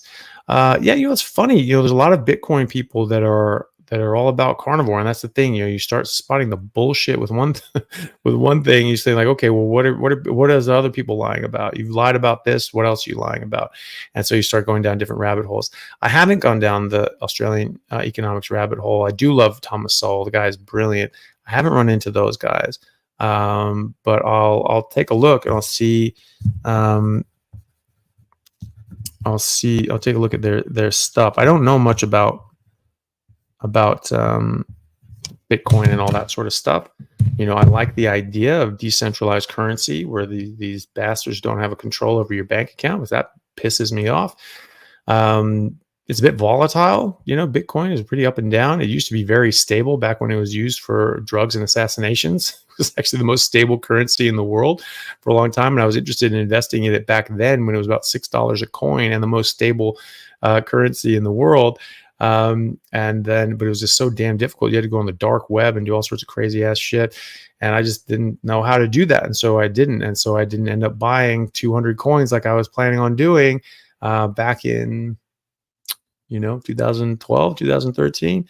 And now I don't have multi-million dollars to show for. I probably would have sold it long before that, just how these things work, but you never know. Nice to think about, but not really helpful. But yeah, I'll check those guys out. Good Cat 1982. Thank you very much for the super chat. Why did my tests go up on 8 weeks of keto, but down on 8 weeks of carnivore? Shoulder pain and stress both vanished. I feel amazing and gained muscle. Test, I'm assuming testosterone. Don't know. But 8 weeks is still early days. One thing you got to remember too is that your testosterone receptors go up. And so, even if your testosterone levels are higher or lower or whatever, it doesn't matter unless you have enough testosterone receptors. So carnivore diet will put up your testosterone receptors as well. Even just with more carnitine increases your testosterone receptors. So a smaller amount of testosterone will do more for you. Okay. So you're more testosterone sensitive. You can think about it that way. Either way, go by how you feel. I wouldn't worry too much about your testosterone levels. I do see people's testosterone levels go up. I don't necessarily just check them after a couple of months. I mean, sometimes you do, and you do see things go up. But after like a year, 6 months or a year or so, you're starting to get a bit better data because your body's had a chance to balance out and do what it needs to do. And I see people's testosterone go way up, but that's going from eating whatever to a carnivore diet. So the keto sort of thing, it could be there could be something else going on there, but I don't think it's negative anyway. I think that if your shoulder pain is getting better, your stress is getting better, you feel good, and you're gaining muscle, that's what we want testosterone for anyway. And so, if your testosterone is going down, I would assume really what that means is your testosterone receptors are going up and you're becoming more testosterone sensitive, and so you don't need as much. And either way, you're getting the good results that you want. So there's no problem. American 1020, thank you again for the super chat. Hello from Texas. Doc, by taking supplements like protein, creatine, do they ruin the carnivore diet? I've been on carnivore for the past 2 years, fell off a few times, trying to get into the gym. It's been 2 years. I don't think it's going to ruin it. I think if you take protein and creatine that have other stuff added into it, that can be a problem. So protein powders generally have a lot of artificial sweeteners, artificial flavorings, and a bunch of other garbage in them that you don't want. But there are proteins available. I have I'm an affiliate with Equip. I can put a link for that in the description. They just have beef isolate protein powder, nothing else. It's expensive for some reason. Well, I mean, beef isolate is going to be more expensive than like whey protein and egg protein anyway, because it's just a more expensive product. But if if you get like the naked whey or the other sorts of products that are just like the whey protein or egg protein and nothing else, for some reason they charge you more if they don't put a bunch of other ingredients in it, which is just stupid to me. But maybe it's just because of volume. They just don't sell all that much of it, so it costs more for them to hang on to it and ship out less of it less often, so it's sitting on the shelf more, taking up space and not getting the turnover. So maybe it's something to do with that. But it certainly doesn't cost more to produce, I wouldn't imagine. And so, if you get protein like that, then that's fine. You're going to get a ton of protein on a carnivore diet if you're eating to what your body's asking you to eat. So I wouldn't worry too much about that. You do get a lot of creatine from meat, especially red meat. So you probably don't need to take that. I don't take that. But if you want to take it, I think that's okay, as long as it doesn't have any added sugars or sweeteners or other flavorings. If it's just the protein, just the creatine, and you want to do that, fine. I don't see any problem with that. I don't think you need it necessarily, but if you want to take it, I don't think it's going to hurt you if it's just it on its own. And animal sourced protein as well. American 1020, thanks again for another super chat. By the way, thanks for all you do. Appreciate it, Doc. God bless you and all your incredible information. Well, thank you very much. I really appreciate that, and bless you too. Plant sparing carnivore. Nice. Well, thank you very much for the super chats. Very generous of you. My dad was hospitalized for diverticulitis a few days ago. His hospital breakfast had 300 grams of carbs and sugar. Classic. Crazy. Any advice on how he should eat to help his condition? Thank you. Much appreciated. Yeah, avoid all of that just for his general health. For diverticulitis, I mean, I'm sure they probably put him on a low residue diet anyway. It was just no fiber. So what does that tell you? Fiber's not going to be great for you. We try to rest the bowel. So what does rest the bowel mean? You get rid of fiber to rest the bowel. What does that mean? That means it's not restful to eat fiber. It means it's harder on your bowel to use fiber, and it's causing stress and strain. And so you don't want that. So I would avoid any fiber, any nuts, seeds, or any of that sort of stuff that can get caught in there and mess things up. I would just eat meat. I would just drink water and a lot of fat, and that's going to keep things soft and moving through. You're not going to have much volume. He's not going to have much volume there to bother his diverticulitis or his diverticulosis, which is just the outpouchings. Now, the itis is the infection of those outpouches. And but he should do well. There's a study with over 2,000 colonoscopies that looked at the different risk factors for diverticulosis, the osis part of it, and they found it was not associated with constipation. It was not associated with meat. It was not associated with fat intake. It was only associated with age, as we always knew, and high fiber diets and multiple bowel motions a day. So more than 15 bowel motions a week, which is on average slightly more than 2 a day, right? So it's 2 a day and then 3 on one day or more, right?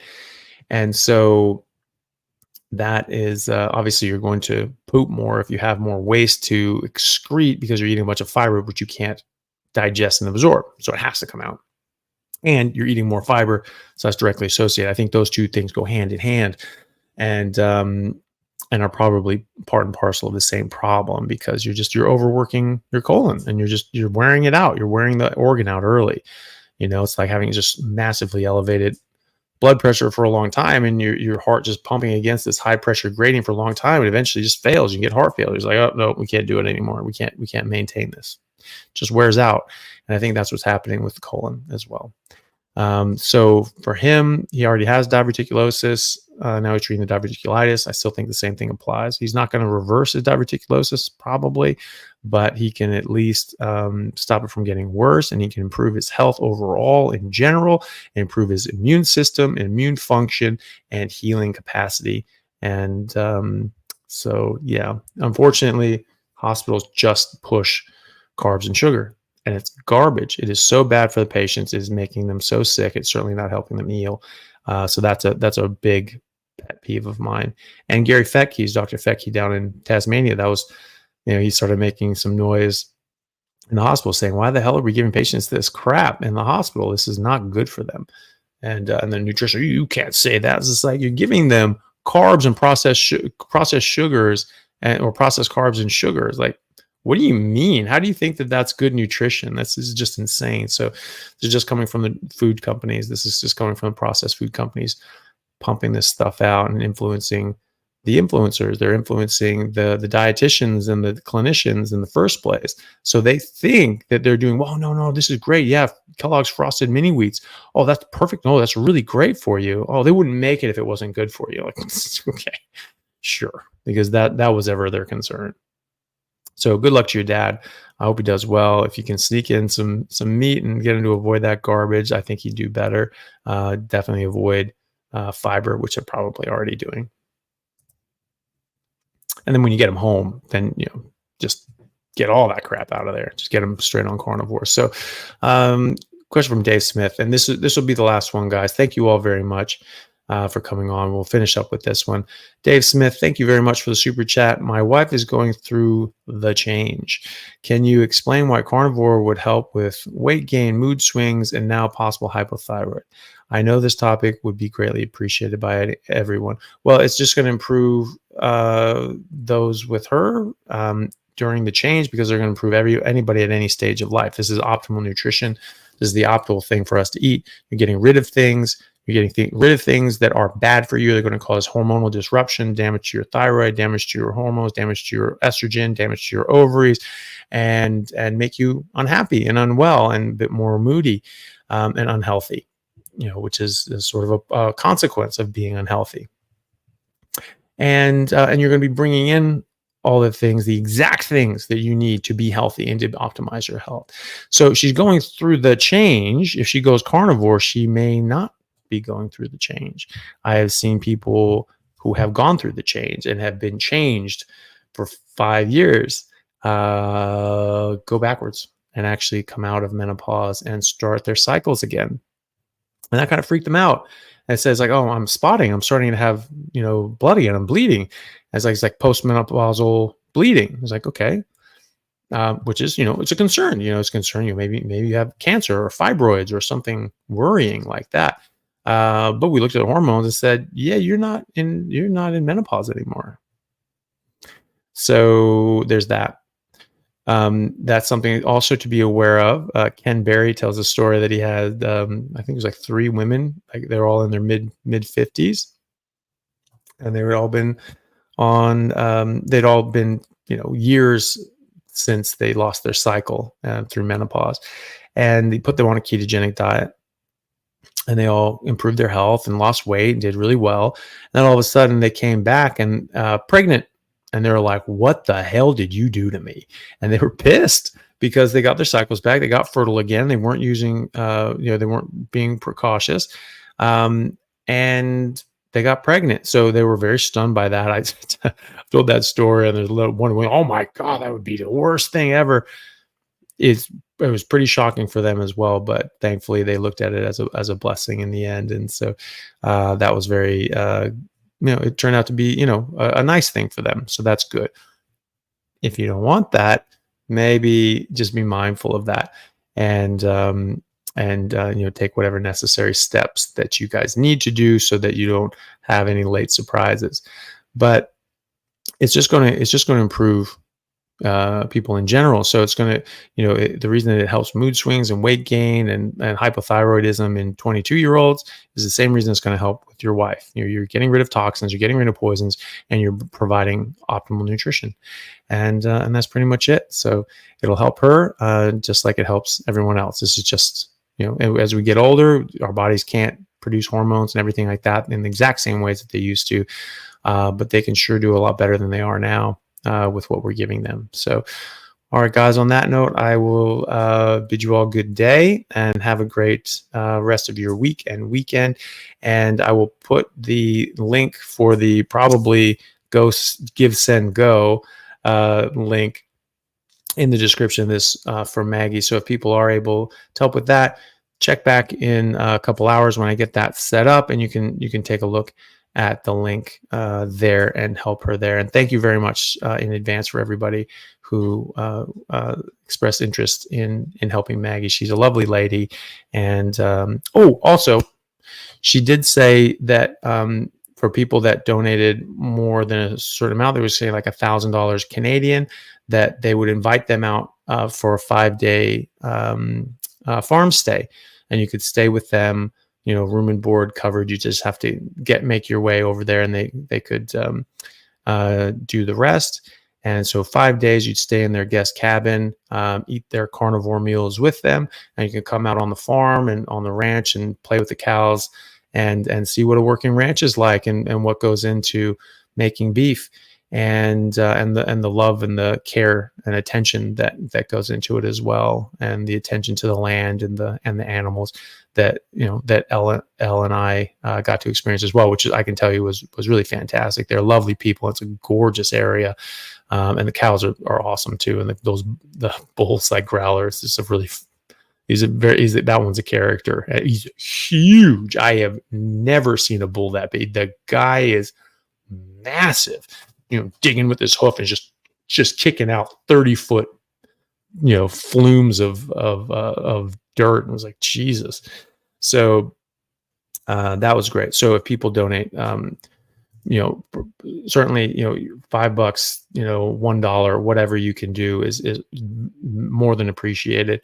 But if people are able to donate more, they're going to offer that as a 5-day farm share or farm stay sort of experience that people can come and meet them in person and see what it's like. And you will be blown away. She's 82. She runs around like a 30-year-old on caffeine, so it's just like buzzing all over the place from 5 a.m. onwards.